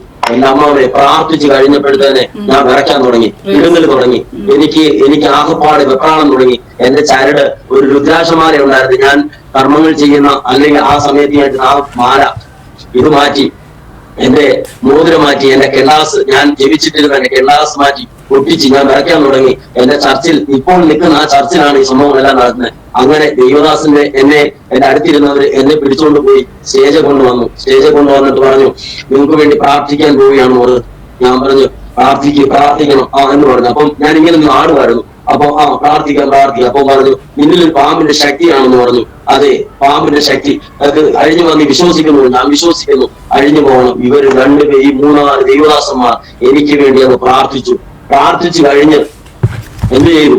എന്റെ ശരീരത്തുനിന്ന് പാമ്പിന്റെ ആ ശക്തി എന്റെ ശരീരത്തുനിന്ന് ഒരു കയറ് വലിച്ചുവിടുന്നത് പോലെ എനിക്ക് അങ്ങനെ അനുഭവപ്പെടുക. എന്റെ ശരീരത്തിൽ പാമ്പ് പോകുന്നത് പോലെ അങ്ങനെ പറഞ്ഞപ്പോഴത്തേന് എനിക്ക് ഭയങ്കര സന്തോഷം. അപ്പൊ എന്റെ ഹൃദയത്തില് ഒരു പാമ്പും കുഞ്ഞിരിക്കുമെന്നും പറഞ്ഞ് എനിക്ക് അതിനു വേണ്ടി പ്രാർത്ഥിച്ചു. അങ്ങനെ അനുഗ്രഹിക്കപ്പെട്ട ദൈവദാസന്മാർ എനിക്ക് വേണ്ടി പ്രാർത്ഥിച്ചു. അങ്ങനെ ആ പ്രാർത്ഥന ദൈവം തമ്പുരാൻ കേട്ട് എന്റെ ജീവിതത്തിൽ ഒരു മാറ്റം കുറിക്കാൻ തുടങ്ങി. അതുവരെ ഞാൻ ദേവന്മാരുടെ നാമങ്ങൾ ഉരുവിട്ടുകൊണ്ടിരുന്ന എന്നെ കർത്താവായ യേശു ക്രിസ്തുവിനെ രക്ഷകനായി സ്വീകരിക്കാൻ എനിക്ക് ദൈവം ഭാഗ്യം തന്നു. അമ്മാമേ, അങ്ങനെ ഞാൻ എന്ത് ചെയ്തു? അതുവരെ ഞാൻ ദേവന്മാരുടെ നാമങ്ങൾ ഉരുവിടുന്ന ഞാനെ സ്തോത്രം ചെയ്യാൻ തുടങ്ങി, സ്തുതി പാടുവാൻ തുടങ്ങി, ഹല്ലേലൂയ പറയാൻ തുടങ്ങി. അങ്ങനെ ഫോൺ എടുത്തു കഴിഞ്ഞാൽ ഉടനെ ഹല്ലേലൂയ പറയുക, അതിൽ മറ്റുള്ളവരോട് സംസാരിക്കുക, സ്തോത്രം പറയുക. അങ്ങനെ ആ ഒരു തലത്തിലേക്ക് ദൈവം മാറ്റി. അങ്ങനെ ഇരിക്കുമ്പോൾ എന്റെ വീട്ടിൽ വന്ന് നോക്കുമ്പോൾ എന്റെ വീട്ടിലിരിക്കുന്ന ഞാൻ അന്ന് രാത്രി മീറ്റിംഗ് കഴിഞ്ഞ് വീട്ടിൽ വന്ന് നോക്കിയപ്പോൾ എന്തോ ഒരു അന്ധകാരം. അപ്പൊ അന്ധകാരത്തിൽ നോക്കിയപ്പോ ഇവിടെ എന്താ സംഭവിക്കുന്നത്? അങ്ങനെ എനിക്ക് രാത്രി കിടന്നുറങ്ങാൻ പറ്റാത്തൊരവസ്ഥ. അങ്ങനെ രാത്രി കിടന്നുറങ്ങാൻ പറ്റാത്ത എന്റെ അടുത്ത് വാഴത്ത് വന്ന് നിൽക്കുന്നത് പോലെ ഒരു അവസ്ഥ. അങ്ങനെ ഞാനിങ്ങനെ ഇരുന്നപ്പോൾ ഞാൻ എന്റെ സത്യവേദ പുസ്തകം എടുത്തു. ഞാനിങ്ങനെ മാറോട് ചേർത്ത് ഞാൻ പ്രാർത്ഥിച്ചു, കർത്താവേ, ഞാൻ അങ്ങേ രക്ഷകനായി സ്വീകരിക്കാനായിട്ട് തീരുമാനിച്ചിരിക്കുക. അപ്പോൾ കർത്താവേ, എനിക്ക് അനർത്ഥമായി ഒന്നും ഭവിക്കരുതേ. എന്റെ ജീവിതത്തിൽ മാറ്റങ്ങൾ കൊണ്ടുവരുന്ന എന്റെ കർത്താവേ, എന്നെ ഒരു മനുഷ്യനാക്കിയ ദൈവമേ, എന്നെ രക്ഷിക്കണമേ. അന്ന് പ്രാർത്ഥിക്കാനൊന്നും എനിക്കറിയത്തില്ല. അങ്ങനെ ഞാൻ പ്രാർത്ഥിച്ച് അല്പസമയം എന്നിൽ നിന്നുള്ള ഈ രൂപങ്ങൾ മാറിപ്പോയി. അങ്ങനെ കഴിഞ്ഞപ്പോൾ ഞാൻ വീട്ടിൽ രാത്രി കിടക്കാൻ തുടങ്ങി. അങ്ങനെ ഇരിക്കുമ്പോൾ എന്റെ അമ്മ വീട്ടിൽ അപ്പുറത്തെ മുറിയിൽ കിടക്കുന്നു. അവിടെ കിടന്നപ്പോൾ എന്റെ അമ്മ പറഞ്ഞു, മക്കളെ, ഇവിടെ ഒരു പ്രാവ് കിടന്ന് കറങ്ങുന്നെന്ന് പറഞ്ഞു. എനിക്കറിയത്തില്ല ഈ പ്രാവിനെ കുറിച്ച് ചിന്തിക്കുന്ന എന്നുമാണെന്നൊന്നും എനിക്കൊന്നും അറിയത്തില്ല.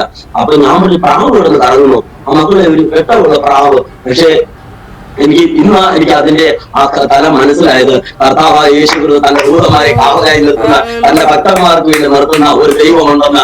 ഹല്ലേലൂയ, സ്തോത്രം. അങ്ങനെ ഞാൻ ഈ ദൈവത്തെ ഞാൻ ഈ പ്രാർത്ഥിച്ച് കിടന്നു. ഞാൻ പറഞ്ഞു, പ്രാർത്ഥിച്ച് കിടക്കുന്നേ, ദോഷമായിട്ട് നമുക്ക് ദൈവം ഒന്നും ചെയ്യത്തില്ലെന്ന് പറഞ്ഞു. അങ്ങനെ ഇരിക്കുമ്പോൾ പിറ്റേന്ന് നേരം എടുത്തപ്പോ എന്റെ ഉള്ളിൽ തോന്നി, ഇന്ന് ഞാൻ ഇരിക്കുന്ന സ്ഥലം എന്റെ കർത്താവിനെ ഞാൻ സേവിക്കുന്നതാ. അതുകൊണ്ട് എനിക്ക് മറ്റുള്ള അന്ധകാരങ്ങൾ എനിക്ക് ആവശ്യമില്ലാതുകൊണ്ട് അങ്ങനെ ഞാൻ എന്റെ വീട്ടിലെ പൂജാമുറികളും അതേപോലെ തന്നെ പണ്ട് വെച്ചാരാധനകളുമുള്ള കാവുകളൊക്കെ അതെല്ലാം ഞാൻ ഇടിച്ചു കളയാൻ തക്കവണ്ണം ഇടയായി. മൊത്തം ഇടിച്ചു കളഞ്ഞു. പ്രശ്നങ്ങൾ കയറി വന്നു, കേസുകളും പ്രശ്നങ്ങളുമായി. അങ്ങനെ ഒത്തിരി സുവിശേഷ വിരോധികളായി നിന്ന് അവര് ഒത്തിരി പേര് എന്നെ ഒത്തിരി പ്രശ്നത്തിനും അതേപോലെ തന്നെ എന്നോട് വഴക്കിലും ഒക്കെ വരുവാൻ ഇടയായി. അങ്ങനെ കേസുകളായി, അങ്ങനെ പ്രശ്നങ്ങൾ ഒത്തിരി വന്നു. അങ്ങനെ ഞാൻ ഒറ്റയ്ക്ക് നിൽക്കുകയാണ്. അപ്പൊ എനിക്ക് വേണ്ടി പക്ഷെ പ്രാർത്ഥിക്കുന്ന ഒത്തിരി ദൈവമക്കളുണ്ട്, പക്ഷെ ഞാൻ സ്നാനപ്പെട്ടിട്ടില്ല. അങ്ങനെ എനിക്ക് വേണ്ടി പ്രാർത്ഥിക്കുന്ന ഒത്തിരി ദൈവമക്കൾ. അപ്പം ഇതെല്ലാം ഞാൻ ഇടിച്ചു കളഞ്ഞ എന്റെ പേരില് അപ്പൊ കേസുകൾ വന്നു. അങ്ങനെ പോലീസുകാർ വരുവാണ്. ഒരു വണ്ടി പോലീസുകാർ എന്റെ വീട്ടിൽ വന്നു. മതപരിവർത്തനം എന്ന് പറഞ്ഞ് വീട്ടിൽ എഴുതി ഒട്ടിച്ചു, മതിലയിൽ എഴുതി ഒട്ടിച്ചു. അങ്ങനെ ഞാൻ താമസിക്കുന്ന അല്ലെങ്കിൽ ഞാൻ വെച്ചിരിക്കുന്ന ആ ദേശത്തെല്ലാം എല്ലാവരും ഈ മതിലിൽ എഴുതി മതപരിവർത്തനം പറഞ്ഞ് അങ്ങനെ പ്രശ്നങ്ങൾ കയറി വന്നു. അങ്ങനെ അതിന്റെ കേസുകളും വഴക്കുകളും വന്നപ്പോൾ പോലീസുകാർ വരുവാൻ തക്ക ഇടയായി. അങ്ങനെ പോലീസുകാർക്ക് അറിയത്തില്ല ആരാ ഇങ്ങനൊരു സംഭവം നടത്തിയെന്നുള്ളത്. അങ്ങനെ പോലീസുകാർ വന്നു. അങ്ങനെ പോലീസുകാർ വന്നപ്പോൾ എന്നെ കണ്ടു. ഞാൻ വെള്ളം മുണ്ട് കൊടുത്തുകൊണ്ടിരിക്കുന്നു. അപ്പൊ പെട്ടെന്ന് എന്നെ കണ്ടപ്പോ പറഞ്ഞു, എടാ, നീ നിന്റെ ഭാര്യയെ മർദ്ദിച്ചതിന്റെ പേര് കേസും വഴക്കുമായിട്ട് മദ്യപിച്ചാണ്. നീ ഒന്ന് പെട്ടെന്ന് ഇങ്ങനെ മാറി, നീ എന്തെങ്കിലും വർഗീയത ഉണ്ടാക്കാനാണ്? ഞാൻ പറഞ്ഞു, അല്ല സാറേ, എന്നെ കർത്താവ് രക്ഷിച്ചതാന്ന് പറഞ്ഞു. അദ്ദേഹം പറഞ്ഞു, നീ ധൈര്യമായിട്ടിരിക്കുമോനെ. ഇതിനകത്ത് വന്ന ഒരു വ്യക്തി അദ്ദേഹം പറഞ്ഞതാ, ഇന്നും ആ ദേവദാസന്മാരെ ഇപ്പോഴും എനിക്ക് ഓർമ്മയുണ്ട്. ഇതിനകത്ത് വന്ന ഒരു മനുഷ്യനും ഇന്ന് വരെ ആരുടെയും മുന്നിൽ തെന്നുവാൻ ഇടയായിട്ടില്ല, ആരും നശിച്ചു പോയിട്ടില്ല മോനെ എന്ന് പറഞ്ഞു. നീ വിളിച്ച ദൈവം വിശ്വസ്തന, ഞാൻ രഹസ്യമായിട്ട് പ്രാർത്ഥനയ്ക്ക് പോകുന്ന ഒരു വ്യക്തിയാണെന്ന് അദ്ദേഹം പറഞ്ഞു. അദ്ദേഹം ഒരു മർത്തോമക്കാരനായിരുന്നു. സ്തോത്രം, ഹല്ലേലൂയ.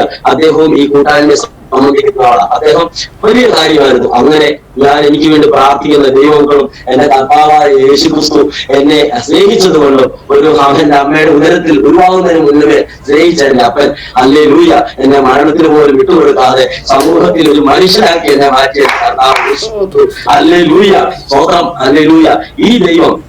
ഈ ദൈവത്തെ ഞാൻ അങ്ങനെ വിടാൻ പറ്റുമോ? ഈ ദൈവത്തെ ഞാൻ വിട്ട് എവിടെയൊക്കെ പോകും? അങ്ങനെ ഇരിക്കുമ്പോൾ ഞാൻ ഇവരെല്ലാം പറഞ്ഞു, നീ തിരിച്ചു മടങ്ങി വരണം, നീ വിശ്വാസത്തെ വിടണം, ഇത് നമുക്ക് ആവശ്യമുള്ളതല്ല, നമ്മൾ വിശ്വാസ കുലത്തിലുള്ളവരാ, നമ്മൾ ആ ബ്രാഹ്മണ കുടുംബത്തിലുള്ളവരാ എന്നൊക്കെ ഇവരെ പലതും എന്നോട് പറഞ്ഞു. ഞാൻ പറഞ്ഞു, ഞാൻ ഇനിയും വരുന്നില്ല. ഒരു ഭ്രാന്തനെ പോലെ നടന്നിട്ടും മദ്യപാനിയായിട്ട് റോഡിലും തോട്ടിലും കിടന്ന എന്നെ എല്ലാവരും പറഞ്ഞ് കുറ്റപ്പെടുത്തി കളിയാക്കിയോ എന്നെ, ആർക്കും വേണ്ടാതെ കിടന്ന എന്റെ ഒരു മനുഷ്യനാക്കിയ ഒരു ദൈവം, എന്റെ ജീവിക്കുന്ന ദൈവമാണ്. സ്വതന്ത്രം ഹല്ലേലൂയ. ആ ദൈവത്തെ വിട്ട് ഞാൻ എവിടെ പോകും? ഹല്ലേലൂയ സ്വതന്ത്രം. ശിഷ്യന്മാരോട് പറയുന്നു, കർത്താവിനോട് പറഞ്ഞു, കർത്താവ് യേശു പറയുകയാണ്, ശിഷ്യന്മാരോട് പറയാം, നിങ്ങൾക്കും പോകാം. പക്ഷേ ശിഷ്യന്മാർ പറഞ്ഞു, കർത്താവ് നിന്നെ വിട്ട് ഞങ്ങൾ എവിടെ പോകും? നിത്യജീവിത വഴികൾ നിന്നിലുള്ളൂ. ഹല്ലേലൂയ. അങ്ങനെ എന്റെ കർത്താവിനോട് സ്നേഹമുള്ള ഒരു ദൈവം, എന്റെ കർത്താവിനോട് സ്നേഹിക്കുവാൻ പറ്റിയ ഒരു അവസരം, സ്തോത്രം ഹല്ലേലൂയ. അത് ഞാൻ എങ്ങനെ പാഴാക്കും? ആരെങ്കിലും ദൈവം സ്വർണം തരാന്ന് പറഞ്ഞ് ഈ പൊന്നുകൊണ്ട് കുരിശിൽ തരാന്ന് പറഞ്ഞാലും നിങ്ങൾ എന്നെ ഇനി എന്ത് ചെയ്യാനും എന്നെ ഞാൻ എന്തായാലും മരിക്കാനിരുന്നവരാ. പക്ഷെ എന്റെ ക്രിസ്തുവിന് വേണ്ടി മരിക്കുക അത് ഞാൻ തയ്യാറാ. സ്തോത്രം ഹല്ലേലൂയ. അങ്ങനെ പ്രശ്നങ്ങൾ വന്നു, പോലീസുകാർ വന്നു, കേസിൽ നിന്ന് അതിനൊരു വക്കീൽ വന്നു, അങ്ങനെ വേണ്ട എന്റെ പാർട്ടിക്കാർ വന്നു, അങ്ങനെ പാർട്ടിക്കാരെല്ലാം വന്നു. പക്ഷെ ഞാൻ പറഞ്ഞു, ഞാൻ പിന്മാറത്തില്ല, ഇനി ഞാൻ ഈ വീട്ടിൽ താമസിക്കുക, അതുകൊണ്ട് എനിക്ക് ഈ അന്ധകാരത്തെ വേണ്ട, എനിക്ക് ഈ പൈശാചികമായിട്ടൊന്നും വേണ്ട. സ്വന്തം മനുഷ്യന്റെ കൈപ്പണിയായ ക്ഷേത്രങ്ങളിൽ ദൈവം വാസം ചെയ്യുന്നില്ല എന്ന ദൈവവചനം പറയുന്നത്. സ്വന്തം അല്ലെങ്കിൽ അവന് കണ്ണുകൊണ്ട് കാണുന്നില്ല, ചെവി കൊണ്ട് കേൾക്കുന്നില്ല, കൈകൊണ്ട് പ്രവർത്തിക്കുന്ന, കാലുകൊണ്ട് നടക്കുന്നില്ല എന്ന് എന്നെ പഠിപ്പിക്കുന്ന ഒരു സത്യവേദ പുസ്തകമുണ്ട്. ഈ പുസ്തകത്തിൽ ആശ്രയിച്ചപ്പോഴാ ഈ ദൈവത്തിൽ ആശ്രയിച്ച മനുഷ്യനായത്. അതുകൊണ്ട് എനിക്ക് ഇവിടെ ആവശ്യമില്ല എന്ന് പറഞ്ഞു. നിങ്ങൾ വേണമെങ്കിൽ കൊണ്ട് നോക്കണം പറഞ്ഞു, നിങ്ങൾ കൊണ്ട് നോക്കൂ, നിങ്ങൾ എല്ലായിടത്തും നോക്കുന്നു, പക്ഷെ എന്റെ വീട്ടിൽ ഇത് വേണ്ടാന്ന്. അങ്ങനെ കഴിഞ്ഞപ്പോൾ എന്റെ അമ്മയോട് വന്ന് അവരെല്ലാവരും വന്ന് പറഞ്ഞു, അതേപോലെ എന്റെ അമ്മയുടെ പേര് കമലമേന, കമലെ ഇവൻ പോകുന്ന നാശത്തിലേക്കാ എന്ന് പറഞ്ഞു. ഒത്തിരി പ്രമാണിമാര് വന്നു, ഒത്തിരി പേര് വന്നു, അവിടെ ദുരിതന്മാര് പ്രമാണികൾ വന്നു. കമലെ ഇവൻ പോകുന്നത് നാശത്തിലേക്കാ. കുറച്ചു പേര്, കമല ചേച്ചി ഇവൻ പോകുന്നത് നാശത്തിലേക്കാ, ഇവൻ പോയ തെറ്റി കുത്തുവാളയിട്ട് നശിച്ച് നാമാവശ്യമായിട്ട് വായിപ്പോയി, നിങ്ങൾക്ക് ഇവ ഇല്ലാതായി പോകും, മറ്റുള്ള മക്കൾ നശിച്ചപ്പോൾ ഇവർ നശിച്ചു പോകും എന്നൊക്കെ പറഞ്ഞു. പക്ഷെ എന്റെ അമ്മ പറഞ്ഞു, എനിക്ക് അവൻ മാത്രമേ ഉള്ളൂ, പക്ഷെ അവൻ വിശ്വസിച്ച ദൈവത്തെ ഞാനും വിശ്വസിക്കുന്നു. ഹല്ലേലൂയ. അപ്പം ആ ദൈവത്തെ ഞാനും അറിയുന്നു, ഞാനും ഇടയ്ക്ക് അവന്റെ കൂടെ പോകുന്നുണ്ട് പ്രാർത്ഥനയ്ക്ക് എന്ന് എന്റെ അമ്മ പറഞ്ഞു. അതുകൊണ്ട് ഇപ്പോഴാണ് അവൻ ഒരു മനുഷ്യനായ എന്ന് അവന്റെ അടുത്തിരുന്ന് സംസാരിക്കാൻ എനിക്ക് ഭയങ്കര ഇഷ്ടമാണ്. എന്റെ അമ്മ പറയുക, അതുവരെ ഞാൻ എന്റെ അമ്മയോട് നിന്ന് സംസാരിച്ചിട്ടില്ല. കൂട്ടുകാരും കൂടി നേരം വെളുക്കുമ്പോ പണിയും കഴിഞ്ഞ് വരും, സന്ധ്യയാകുമ്പോൾ ഇറങ്ങി പോകും, പോയി കഴിഞ്ഞ് കള്ളും കുടിച്ച് തേരാപാരം നടന്ന് വല്ലവരുടെ കള്ളും കുടിച്ച് വോട്ടും ചോദിച്ച് വഴക്കും ഉണ്ടായി. അങ്ങനെ നിൽക്കുന്ന ഞാനെ കയറി വരും. കയറി വന്നിട്ട് എന്റെ അമ്മയൊന്നും വാക്കും സംസാരിക്കാനുണ്ടോ? പിന്നെ എന്റെ യേശുവിനെ അറിഞ്ഞപ്പോ സ്തോത്രം ഹല്ലേലൂയ, എന്റെ അമ്മയെടുത്തിരുന്ന് സംസാരിച്ച് എന്റെ യേശുവിനെ കുറിച്ച് പറഞ്ഞു, എന്റെ ഈ പുസ്തകങ്ങൾ വായിച്ച് ഹല്ലേലൂയ സ്തോത്രം. ഇത് തേൻകട്ടേക്കാൾ ഇരട്ടി മധുരമുള്ള ഈ പുസ്തകം വായിച്ച് അതിന്റെ പൊരുളുകൾ മനസ്സിലാക്കാനും എനിക്ക് അങ്ങനെ ഒരു ഭാഗ്യം എനിക്ക് അമ്മയോട് സംസാരിച്ചു. അമ്മ എന്റെ സഭയെ വരികയും ഒക്കെ ചെയ്തായിരുന്നു. ഞാൻ അങ്ങനെ വന്നു കഴിഞ്ഞപ്പോ എനിക്ക് സ്നാനപ്പെടണമെന്നൊരു ആഗ്രഹം വന്നു. അങ്ങനെ കഴിഞ്ഞപ്പോ കേസും വഴക്കുകളൊക്കെ അങ്ങനെ ആ ഒരു തലത്തിൽ നിന്നപ്പോൾ എനിക്ക് സ്നാനപ്പെടണമെന്നായി. അങ്ങനെ സ്നാനപ്പെടണമെന്നായി കഴിഞ്ഞപ്പോ പിന്നെ വിഷയങ്ങൾ വന്നു. അങ്ങനെ ഞാൻ സ്നാനപ്പെട്ട വിഷയങ്ങളാവുന്നതായി. മറ്റുള്ളവരെല്ലാം വിഷയം കൊണ്ട് എന്റെ സഹോദരങ്ങളും മറ്റുള്ളവരെല്ലാം എതിർത്തു. അതിന് പോകരുതെന്ന് പറഞ്ഞു. ഞാൻ പറഞ്ഞു, ഞാൻ പോവാ, ഞാൻ ഇതിനകത്ത് തന്നെ ഇനി ഞാൻ ഇങ്ങോട്ട് വരത്തില്ല, ഞാൻ അതിൽ തന്നെ ആയിരിക്കും നിൽക്കുന്നതെന്ന് പറഞ്ഞു. അങ്ങനെ എനിക്ക് ഞാൻ എന്റെ ഭാര്യയോ ആരും അറിഞ്ഞില്ല, പക്ഷെ എന്റെ യേശു എനിക്ക് മതിയെന്ന് പറഞ്ഞു. അപ്പം സ്വതന്ത്രം ഹല്ലേലൂയ. മറ്റുള്ളവരാരും എനിക്ക് അനുകൂലമല്ലെങ്കിൽ എനിക്ക് അനുകൂലമായ ഒരു ദൈവം എനിക്കുണ്ടെന്ന് ഞാൻ വിശ്വസിച്ചു. അങ്ങനെ ഞാൻ എന്ത് ചെയ്തു, ഈ ഉപവാസ പ്രാർത്ഥനയിൽ വന്ന് ഇരിക്കുവാൻ തക്കവണ്ണം വേണ്ടിയായി. അങ്ങനെ രണ്ടാമത്തെ ദിവസമാണ് ഞാൻ ഇതിലെല്ലാം അനുഭവിക്കുന്നത്. മൂന്നാമത്തെ ദിവസം ഞാൻ അച്ചായനോട് പറഞ്ഞു, അച്ചായൻ ഞാൻ പണിക്ക് വരുന്നില്ല, കുറച്ച് ദിവസത്തേക്ക് ഞാൻ ഈ പ്രാർത്ഥനയ്ക്ക് പോകുന്നത് കഴിഞ്ഞ് പണിക്കിടാന്ന് പറഞ്ഞു. അച്ചായൻ പറഞ്ഞു, എന്നാ പിന്നെ അങ്ങനെ ആയിക്കോട്ടെ എന്ന് പറഞ്ഞു. അതുവരെ ഞാൻ ഇന്നുവരെ പട്ടിണി ഇരുന്നിട്ടില്ല. അന്ന് ഞാൻ ഉപവസിക്കണമെന്ന് പറഞ്ഞു. അപ്പൊ ഞാൻ പറഞ്ഞു ആഹാരം കഴിക്കാമോ? ഒരിക്കലും മറ്റുള്ള ആചാരങ്ങളൊക്കെ ഒരിക്കലും ഉണ്ട്. ചോറ് മാത്രം തിന്നു, ചോറ് ചമ്മന്തി പടച്ചോറെന്ന് പറയും, പച്ചരി ചോറ് വേവിച്ച് കമത്തി അതൊരു നേർച്ച. ഈ ചൊവ്വാഴ്ച നോയമ്പ് എന്നൊക്കെ പറയുന്നത് ഭാര്യമാർക്കാണെങ്കിൽ അല്ലെ സ്ത്രീകൾക്കാണെങ്കിൽ നല്ല പുരുഷനെ കിട്ടാനും അതേപോലെ തന്നെ പുരുഷന്മാർക്ക് നല്ല സ്ത്രീകളെ കിട്ടാനും ഒക്കെ ഓരോ നേർച്ചകളും ഞാനും അങ്ങനെ ചെയ്യാറുണ്ടായിരുന്നു. അപ്പം അതേപോലെ ആണോ അങ്ങനെ ഒരിക്കലും മാംസങ്ങൾ വെടിഞ്ഞുകൊണ്ടുള്ള ഉപവാസമാണെന്ന് ചോദിച്ചു പറഞ്ഞു അതൊന്നും അല്ല, ഒരു ജലപാനം കഴിക്കാറാണെങ്കിൽ അത്രയും നല്ലത്. പക്ഷേ ഉപവസിക്കുന്നത് ക്രിസ്തുവിനോട് കൂടെയാ, ദൈവത്തോട് കൂടെ ഇരിക്കുക, ദൈവത്തോട് കൂടെ പ്രാർത്ഥിക്കുക എന്നൊക്കെ ഇങ്ങനെ പറഞ്ഞു. അങ്ങനെ ഇരുന്നപ്പോൾ ഞാൻ പറഞ്ഞു ശരി ഞാൻ അതിനകത്ത് അങ്ങനെ ഇരിക്കാന്ന് പറഞ്ഞു. ആദ്യമൊക്കെ ഒരു ദിവസമൊക്കെ ഇരുന്ന് കഴിഞ്ഞപ്പോൾ പിന്നെ വയനാട് പുകച്ചിലും ഒക്കെ വന്നു. എങ്കിലും ഞാൻ ആ ദൈവത്തോട് അങ്ങ് ആശ്രയിച്ചു. എന്റെ കർത്താവ് എന്നെ ബലം നൽകണം, ശക്തി നൽകണം എന്ന് പറഞ്ഞു. അപ്പോഴാ ഒരു വചനം എനിക്കന്ന് ഓർമ്മ വന്നത്, ഉപവാസത്താലും പ്രാർത്ഥനാലും അല്ലാതെ ഈ ജാതികൾ ഒഴിഞ്ഞു പോവുകയില്ല എന്ന് വചനത്തിലുണ്ടല്ലോ. അപ്പോ അങ്ങനെ പറഞ്ഞപ്പോ എനിക്ക് പിന്നൊരു ശക്തി വന്നു. അപ്പോ എന്ന് പറഞ്ഞു ഈ ജാതികളും ശത്രുവിന്റെ എല്ലാ തന്ത്രങ്ങളെയും മാറ്റണമെങ്കിൽ ഉപവസിക്കണമെന്നുള്ളത്. അപ്പൊ ഞാൻ ഉപവസിക്കാൻ തുടങ്ങി. അങ്ങനെ ഞാൻ ഉപവസിച്ചു, പ്രാർത്ഥിച്ചു. അങ്ങനെ പ്രാർത്ഥിച്ചപ്പോൾ എനിക്ക് വേണ്ടി ക്ലാസ് എടുത്ത ഒരു ദേവദാസനുണ്ടായിരുന്നു, എ ടി ജോസഫ്. അദ്ദേഹം ചർച്ചക്കോടിന്റെ സഭയിലെ ശുശ്രൂഷകനാണ്. അപ്പൊ അദ്ദേഹം എനിക്ക് ക്ലാസ് എടുത്തു. അങ്ങനെ ഈ യേശുവിനെ കുറിച്ചുള്ള ക്ലാസ്സുകളും സ്നാനത്തെ കുറിച്ചുള്ള ക്ലാസ്സുകളൊക്കെ എടുക്കാൻ തക്കണം ഇവിടെ. അങ്ങനെ ഞാൻ ഈ സന്തോഷത്തിൽ പിറ്റേന്ന് ഉപവാസം കഴിഞ്ഞ് എന്റെ എന്റെ സ്നാനമാ. അപ്പൊ ഞാൻ എന്തോ ചെയ്തു, വീട്ടിൽ എല്ലാവരോടും ബന്ധുക്കാരോടും എല്ലാം പറഞ്ഞു എന്റെ സ്നാനമാ, എല്ലാവരും സഭയിൽ വരണമെന്ന് പറഞ്ഞു എല്ലാവരോടും കഴിഞ്ഞെങ്കിലും രഹസ്യമായിട്ട് പറഞ്ഞില്ല, രഹസ്യമായിട്ട് വെച്ചില്ല, എല്ലാം പരസ്യമാക്കി. ഞാൻ എല്ലാവരോടും പറഞ്ഞു എല്ലാവരും വരണം, ബന്ധുക്കാരോടൊക്കെ പറഞ്ഞു നിങ്ങൾ സ്നാനത്തിന് വരണമെന്ന് പറഞ്ഞു. പക്ഷേ പിന്നെയും വിഷയങ്ങൾ വന്നു, സ്നാനത്തിനെതിരായി പിന്നെയും പ്രശ്നങ്ങൾ വന്നു. അവർ പറഞ്ഞു സ്നാനപ്പെടുവാണെങ്കിൽ ഈ സഭ തകർക്കുമെന്ന് പറഞ്ഞു. അങ്ങനെ ആ ഒരു തലത്തിലേക്ക് വരുവാൻ തക്കവണ്ണം അന്ന് എനിക്ക് സ്നാനപ്പെടാൻ സാധിച്ചില്ല. അങ്ങനെ ഇരിക്കെ 2012 ഡിസംബർ മാസം 30 ഞാനൊരു 2011 ഏപ്രിൽ മാസത്തോളമാണ് ഞാൻ ഇതേ ഒരു മാസത്തിലാണ് ഞാൻ ഉപവാസ പ്രാർത്ഥന ഞാൻ ഈ കർത്താവിനെ അറിയുന്നത്. പക്ഷേ ഞാൻ സ്നാനപ്പെടുന്നത് 2012 ഡിസംബർ മാസം 31 തീയതിയാണ്. അപ്പൊ അങ്ങനെ ഇരിക്കെ ഞാൻ ദൈവദാസനോട് പറഞ്ഞു, അങ്ങനെ ഞാൻ ഞാൻ സ്നേഹിക്കുന്ന മണിയച്ചാനോട് പറഞ്ഞു അച്ഛാ ഇതേപോലെ എനിക്ക് സ്നാനപ്പെടണം.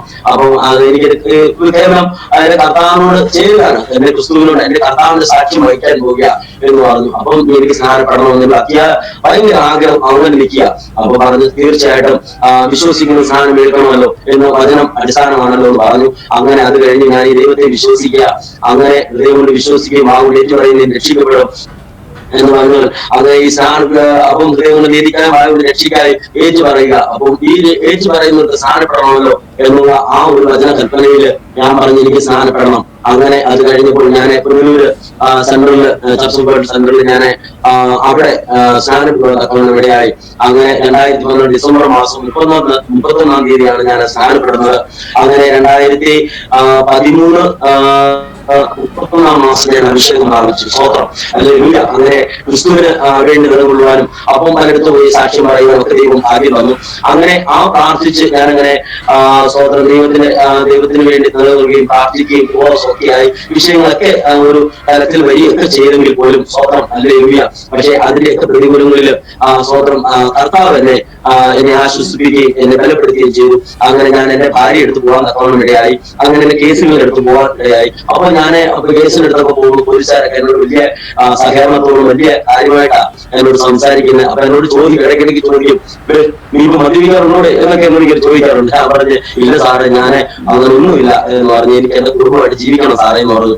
അപ്പം പോലീസുകാരും അവരെല്ലാവരും ഒക്കെ ചേർന്ന് എന്റെ ഭാര്യയോടൊക്കെ കാര്യങ്ങൾ അവതരിപ്പിച്ചു. അവർ നല്ല മനുഷ്യനാ എന്നൊക്കെ പറഞ്ഞു, അവൻ ഇനി മദ്യപിക്കത്തില്ല, ഇനി എന്തെങ്കിലും ഉണ്ടെങ്കിൽ നീ ഇവിടെ വന്നാൽ മതി എന്നൊക്കെ പറഞ്ഞു. അന്ന് അങ്ങനെ ഞാൻ എന്റെ ഭാര്യയോട് കാര്യങ്ങൾ സംസാരിച്ചു, എന്റെ ഭാര്യയുടെ മാതാവിനോടും സംസാരിച്ചു. അങ്ങനെ സംസാരിച്ചു കഴിഞ്ഞതിന് പ്രകാരം അങ്ങനെ എന്റെ ഭാര്യ എന്നെ കൂടെ വരുവാൻ ഇടയായി. ഇന്ന് വരെ ഞങ്ങൾ ഒരുപാട് ദൈവത്തിന്റെ കൃപ എന്റെ മെടുക്കോ കഴിവൊന്നും അല്ല, ദൈവത്തിന്റെ കൃപ ഇന്ന് വരെ ഞങ്ങൾ ഒരു വഴക്കോ പ്രശ്നങ്ങൾ ഒന്നും ഉണ്ടായിട്ടില്ല. എന്റെ കഥാവതം വരെ ഞങ്ങളെ അനുഗ്രഹിച്ചു. അങ്ങനെ വന്നു കഴിഞ്ഞപ്പോൾ എന്റെ സ്വഭാവ മാറ്റങ്ങളും എന്റെ പെരുമാറ്റങ്ങളും ഇടപെടലും ഒക്കെ കണ്ടു കഴിഞ്ഞപ്പോൾ എന്റെ ഭാര്യ പറഞ്ഞു നിങ്ങൾ എത്ര മാറിപ്പോയി ചേട്ടാ എന്നൊക്കെ പറഞ്ഞു. ഞാൻ പറഞ്ഞു എന്നെ യേശു മാറ്റിയതാ, നിങ്ങൾക്ക് മാറണോ എന്ന് ചോദിച്ചു. എന്നാൽ ഈ കർത്താവ് വളരെ വലിയൊരു സ്നേഹമുള്ളവനാണല്ലോ എന്നൊക്കെ പറഞ്ഞ് അങ്ങനെ എന്റെ ഇവിടുന്ന് ബൈബിൾ വായിക്കാനൊക്കെ തുടങ്ങി. അങ്ങനെ ഒത്തിരി അത്ഭുതങ്ങളൊക്കെ ഞാൻ പറയാനാണ് ഒത്തിരി സമയങ്ങൾ വരും. ഇരുന്നാലും അത്ഭുതങ്ങളൊക്കെ എന്റെ ജീവിതത്തിൽ ദൈവം നടത്തി തന്നു. അങ്ങനെ ഇരിക്കെ ഒരു ദിവസം ഭാര്യ എന്നോട് പറഞ്ഞു ചേട്ടാ, ഈ ഒത്തിരി നാളുകൾ ശേഷം, അതായത് ഒരു വർഷത്തോളം ആകുന്നു, ഒത്തിരി വർഷത്തോളം ആകുന്നു. 2018 എന്റെ ഭാര്യ സ്നാനപ്പെടുന്നത്. അങ്ങനെ 2018 ഒരു മാസത്തിലായിരുന്നു, ഒരു 22 തീയതിയായിരുന്നു. അപ്പൊ എന്റെ ഭാര്യ ഇതേപോലെ സ്നാനപ്പെടാനായിട്ട് ആഗ്രഹം പറഞ്ഞു. അപ്പോൾ സഭയെ വരികയും സഭാ ദൈവമക്കൾ വന്ന് പ്രാർത്ഥിക്കുകയും എന്റെ കുഞ്ഞിനൊരു അല്പം പ്രയാസങ്ങളൊക്കെ വരികയൊക്കെ ചെയ്തു. അപ്പൊ എല്ലാവരും എനിക്ക് വന്ന് പ്രാർത്ഥിച്ചു. പക്ഷെ പ്രാർത്ഥിക്കുമ്പോൾ എല്ലാം വിടുതല. സ്വന്തം ഹല്ലേലൂയ. അപ്പൊ അങ്ങനെ വിളിച്ചപ്പോ എന്റെ ഭാര്യ, അവൾ നല്ല വിദ്യാഭ്യാസവും കാര്യങ്ങളും ഒക്കെ ഉള്ളതാ. പക്ഷെ അവള് സ്വന്തം യേശു ആരാണെന്ന് രുചിച്ചറിഞ്ഞു. സ്വന്തം കേവലം ഭർത്താവ് വന്നതുകൊണ്ടല്ല, സ്വന്തം എന്റെ ഭാര്യ വന്നു യേശുവിനെ അത്രത്തോളം അവൾ മനസ്സിലാക്കി എന്നുള്ളതാണ്. സ്വന്തം ഞാൻ അവളോട് പറഞ്ഞു, അശ്വതി, ഞാൻ ഈ വിശ്വാസത്തിൽ പോയതാ, നീ അതുകൊണ്ട് ഞാൻ വന്നെന്ന് പറയുന്നത് വരരുത്, നിന്റെ വിശ്വാസത്തിൽ ഞാൻ എതിരുമല്ല. സ്വതന്ത്രം ഹല്ലേലൂയ. അപ്പം വചനത്തിൽ പറയുന്നുണ്ട്, സ്വതന്ത്രം ദൈവം ആകർഷിക്കാതെ ആരും പുത്രനെ കാണത്തില്ല, അതുകൊണ്ട് ദൈവം ആകർഷിക്കട്ടെ, എന്നിട്ട് അങ്ങനെ വന്നാൽ മതി എന്ന് പറഞ്ഞു. എന്റെ മീറ്റിങ്ങുകളൊക്കെ വരികയൊക്കെ ചെയ്തു. പക്ഷെ സ്വതന്ത്രം ഹല്ലേലൂയ. അങ്ങനെ ഇരിക്കുമ്പോൾ എന്റെ ഭാര്യ അവിടെ 2012 പറഞ്ഞു, ചേട്ടാ, ഞാൻ യേശുവിനെ രക്ഷകനായി സ്വീകരിക്കുക, ഈ ദൈവത്തിന്റെ സ്നേഹം എനിക്ക് ഓരോ ദിവസവും കിടക്കുമ്പോഴൊക്കെ ഈ ദൈവത്തെ തന്നെ കാണുന്നതും, അപ്പൊ എനിക്ക് ദൈവത്തോട് ചേരണം എന്ന് പറഞ്ഞു. അങ്ങനെ എനിക്ക് 2018 എന്റെ ഭാര്യ സ്നാനപ്പെടുവാനിടയായി. 2023 ഒരു ഉപവാസ പ്രാർത്ഥനയില് എന്റെ ഭാര്യ അഭിഷേകം പ്രാപിച്ചു. സ്വതന്ത്രം ഹല്ലേലൂയ.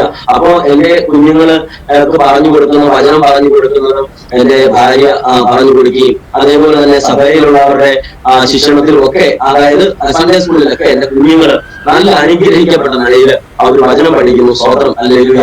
അപ്പോ എന്റെ കുഞ്ഞുങ്ങൾക്കും എന്റെ ഭാര്യയ്ക്കും ഒരു മാതൃകയായി നിൽക്കുവാൻ കർത്താവ് എന്നെ സഹായിച്ചു. അങ്ങനെ ഞങ്ങളുടെ കുടുംബജീവിതത്തിൽ ദൈവം തമ്പുരാൻ ഞങ്ങളുടെ കുടുംബജീവിതത്തെ മാറ്റിമറിച്ചു. അതുകൊണ്ട് ഒരാള് സ്വർണ്ണ അല്ലെങ്കിൽ പണം തരാന്ന് പറഞ്ഞിട്ടോ അമേരിക്കയിൽ നിന്ന്, അങ്ങനെ ഒത്തിരി പേരൊക്കെ പറഞ്ഞിട്ടുണ്ട്, അവനെ വീട് വെച്ച് കൊടുത്തു, അവൻ അമേരിക്കയിൽ നിന്ന് കാശ് കൊടുത്തു, അവര് ഇങ്ങനെ ഓരോ തരത്തിലും പറഞ്ഞു. പക്ഷെ പറയുന്നവരൊക്കെ പറഞ്ഞോട്ടെ, എനിക്കതൊന്നും വിഷയമില്ല. സത്യം നമുക്ക് അറിയാമല്ലോ. സ്വതന്ത്രം അല്ലെങ്കിൽ സത്യം പറഞ്ഞാൽ സത്യം സ്വതന്ത്രമാക്കും എന്ന് ദൈവവചനം പറയുന്നുണ്ട്. അതേപോലെ ഈ സത്യം എനിക്ക് അറിയാനുള്ള ഭാഗ്യം തന്നു. പറയുന്നവരൊക്കെ പറഞ്ഞോട്ടെ, ക്രൂശിന്റെ വചനം നശിച്ചു കൊടുക്കുന്നു, പോഷത്തു രക്ഷിക്കപ്പെട്ട നമുക്ക് ദൈവശക്തിയുമാകുന്നു. അങ്ങനെയെങ്കിൽ ഈ കർത്താവിനെ അറിഞ്ഞ് അങ്ങനെ അതായിരുന്നു എന്റെ ജീവിതത്തിലെ ഭാഗ്യം. അങ്ങനെ ഞാനും ദൈവവചനം പറഞ്ഞതുപോലെ ഞാനും എന്റെ കുടുംബവും ഞങ്ങൾ യഹോവയെ സേവിക്കുന്നു മാത്രമല്ല, ഞങ്ങൾ സേവിച്ചുകൊണ്ടേയിരിക്കുന്നു. ഈ ഭാഗ്യമാണ് ദൈവം എന്നെ രക്ഷിച്ചതാണ് ഞങ്ങളുടെ ജീവിതത്തിലെ ഏറ്റവും വലിയ ഭാഗ്യം. ഒരു മനുഷ്യനായിട്ട് നിൽക്കുവാൻ, സമൂഹത്തിൽ ഒരു നിലയുള്ളവനാക്കി മാറ്റുവാൻ, അതേപോലെ തന്നെ എന്റെ സഭയിലൊക്കെ അനുഗ്രഹിക്കപ്പെട്ട ദൈവമക്കളും ദൈവദാസന്മാരും ഒക്കെ ഉണ്ട്. അങ്ങനെ 2012 ഞാൻ സ്നാനപ്പെട്ടത് എ.ടി. ജോസഫ് പാസ്റ്ററിന്റെ കൈക്കീഴിലാണ് ഞാൻ സ്നാനപ്പെട്ടത്. അങ്ങനെ എന്റെ സഭയിലുള്ള ദൈവദാസന്മാരും ദൈവമക്കളും ഓരോരുത്തരും വരുന്ന എല്ലാവരും വലിയ കാര്യമാണ്. എന്റെ സഭയെ ഏറ്റവും ഞങ്ങളെ സ്നേഹിക്കുന്നവരാ. അതുകൊണ്ട് ഞങ്ങൾക്ക് വേണ്ടി പ്രാർത്ഥിക്കുന്ന, ഇവരിൽ നിന്ന് പ്രാർത്ഥിക്കുന്ന ഒരു ദൈവമക്കളാണ് ഞങ്ങളുടെ കൂട്ടായ്മകളുള്ളത്. സ്വതന്ത്രം ഹല്ലേലൂയ. അവരുടെയൊക്കെ സ്നേഹം കൊണ്ട് എന്നും നിലനിന്ന് പോകാൻ കർത്താവ് ഞങ്ങളെ സഹായിച്ചത് മാത്രമല്ല, ദൈവത്തിന്റെ കൃപയാണ്. ദൈവത്തിന്റെ കൃപയില്ലെങ്കിൽ നമുക്ക് മുന്നേറുവാൻ സാധിക്കില്ല എന്നുള്ളത് എനിക്ക് മനസ്സിലായി. ഞാൻ എപ്പോഴും ഞങ്ങൾ പ്രാർത്ഥിക്കുന്നു, ഞങ്ങൾ സന്ധ്യാപ്രാർത്ഥന ഒക്കെ പ്രാർത്ഥിക്കും. പക്ഷെ ഈ ആത്മീയ വിശ്വാസത്തിൽ നിലനിൽക്കുമ്പോൾ നമുക്ക് കഷ്ടതയുണ്ട്, പ്രതികൂലങ്ങളുണ്ട്, പ്രയാസങ്ങളൊക്കെ ഉണ്ട്. പക്ഷേ അതിലും അപ്പുറം ഒരു സമാധാനമാണ്. ഒരു സമാധാനം. സ്വതന്ത്രം കടങ്ങളില്ലാഞ്ഞിട്ടല്ല, കടങ്ങളുണ്ട്, രോഗമുണ്ട്, സ്വതന്ത്രം എല്ലാം ഉണ്ട്. പക്ഷേ അതിന്റെ നടുവിൽ നമുക്കൊരു സമാധാനമില്ലെങ്കിൽ ഒന്നുമില്ല. കർത്താവും അങ്ങനെ തന്നെ പറഞ്ഞു, ഞാൻ എന്റെ സമാധാനം നിങ്ങൾക്ക് തന്നേച്ചു പോകുന്നു, ലോകം തരുന്നത് പോലെയല്ല. അപ്പൊ ലോകത്തിലെ സമാധാനം എല്ലാ താൽക്കാലികമാണ്. ഇവിടെ വീട് വെച്ചു, ഇവിടെ കാറ് വെച്ചു, ഇവിടെ 2 നില വീട് വെച്ചു, അല്ലെങ്കിൽ അതേപോലെ മക്കളെ വലിയ ഉന്നത പദവിയിലൊക്കെ പഠിപ്പിച്ചു, അല്ലെങ്കിൽ അതിന്റെ സമ്പത്തുകൊണ്ട് അനുഭവിച്ചു ധാരാളിച്ച് നടന്നു. പക്ഷെ അതൊക്കെ ഇവിടെ തീരും. പക്ഷെ അതിന്റെ നടുവിൽ ഒരു സമാധാനം അനുഭവിക്കുന്നവരുണ്ടെങ്കിൽ അത് കർത്താവിനെ സാക്ഷീകരിച്ച് സ്നാനപ്പെട്ട് യേശുവിനെ രക്ഷകനായി സ്വീകരിച്ചവർ മാത്രമാണ് ഇന്ന് സമാധാനം അനുഭവിക്കുന്നത്. സ്വതന്ത്രം ഹല്ലേലൂയ. അങ്ങനെയെങ്കിൽ ഇത്രത്തോളം ദൈവം ഞങ്ങളെ സഹായിച്ചു. അതുകൊണ്ട് പേരെ എന്നെ കേൾക്കുന്ന പ്രിയ ദൈവമക്കളെ, സ്തോത്രം ഹല്ലേലൂയ. ഈ ദൈവം ഇന്ന് ജീവിക്കുന്ന ദൈവമാണ്. സ്തോത്രം ഹല്ലേലൂയ. അങ്ങനെ ഞാൻ ഈ കർത്താവിനെ അറിഞ്ഞു. ഇപ്പോൾ അടുത്ത ഈ വർഷം എന്റെ ഗ്രാജുവേഷൻ ആണ്. ഞാൻ അങ്ങനെ വചനം പഠിക്കുന്നു. സ്തോത്രം ഹല്ലേലൂയ. അനേക സ്ഥലങ്ങളിൽ നിന്ന് എന്റെ സാക്ഷ്യം പറയുന്നു, പരസ്യങ്ങൾ ചെയ്യുന്നു. ഇവിടെ അടുത്തൊരു സരസ്വതി ദേവദാസനുണ്ട്. ആ ദേവദാസനുമായിട്ട് ഞങ്ങൾ ഒരുമിച്ച് ഒരു 3-4 ദേവദാസന്മാരുണ്ട്. അങ്ങനെ അവരെല്ലാവരുമായിട്ട് ഞങ്ങള് പരിശോധത്തിന് പോകുന്നു. അങ്ങനെ ഈ കർത്താവ് ഞങ്ങളെ അനുഗ്രഹിച്ചു. സ്തോത്രം ഹല്ലേലൂയ. എന്നെ കേൾക്കുന്ന പ്രിയ ദൈവമക്കളെ, ഈ കർത്താവായ യേശു ക്രിസ്തുവിനെ നിങ്ങൾ വിശ്വസിച്ച, സ്തോത്രം അല്ലെങ്കിൽ നീ നിന്റെ കുടുംബം രക്ഷപ്പെടാൻ ദൈവവചനം പറഞ്ഞതുപോലെ സ്തോത്രം, എന്നെ രക്ഷിച്ച ദൈവം നിങ്ങളെ രക്ഷിക്കണം, തീർച്ചയായും ബാധ്യസ്ഥനാണ്. സ്തോത്രം, ഹല്ലേലൂയ. അതുകൊണ്ട് ഞങ്ങൾ ഈ സമാധാനവും സന്തോഷം അനുഭവിക്കുന്നു. എനിക്ക് ഞാൻ എന്റെ സാക്ഷ്യം ഞാൻ ഇവിടെ വെച്ച് നിർത്തിയ സ്തോത്രം അവസരം നടത്തിയ ഈ സ്വതന്ത്ര ജോയിസ് ടിവിയോടും അതിന്റെ ഭാരവാഹിയായിരിക്കുന്ന അമ്മയോടും അച്ഛനോടും ഒക്കെ എന്നെ കേൾക്കുന്ന എല്ലാ പ്രിയപ്പെട്ടവരോടും എന്റെ നന്ദി അറിയിച്ചുകൊണ്ട് എന്റെ ഈ സാക്ഷ്യത്തിൽ നിന്ന് വിരമിക്കുന്നു. ദേവദാസനെ കർത്താവ് സഹായിക്കട്ടെ. ചേറ്റിൽ നിന്ന് നമ്മെ ഹല്ലേലൂയ കുഴഞ്ഞ ചേറ്റിൽ നിന്ന് വലിച്ചെടുത്തവനായ കർത്താവിന്റെ ആ സ്നേഹത്തെ കുറിച്ച് പ്രിയ ദൈവദാസൻ സാക്ഷ്യത്തിലൂടെ കേൾക്കുവാനിടയായി തീർന്നു. ഈ സാക്ഷ്യം അനേകർക്ക് വിടുതലായി മാറട്ടെ. അനേക പാപത്തിന്റെ ചേറ്റിൽ കിടക്കുന്ന അനേക വ്യക്തികളെ കർത്താവായ യേശു ക്രിസ്തുവിനെ കാണുവാന് ഈ സാക്ഷ്യം മുഖാന്തരമായി തീരട്ടെ എന്നൊരു പ്രാവശ്യം കൂടെ ആശംസിക്കുന്നു. God bless you pastor. ഞങ്ങളോടുകൂടെ ഇത്രത്തോളം ആയിരുന്നതിൽ കർത്താവ് സഹായിക്കട്ടെ. എല്ലാ നന്ദിയും രേഖപ്പെടുത്തുന്നു. ദൈവത്തിന്റെ ദാസനൊന്ന് പ്രാർത്ഥിച്ചാട്ടെ. ഹല്ലേലൂയ, സ്തോത്രം.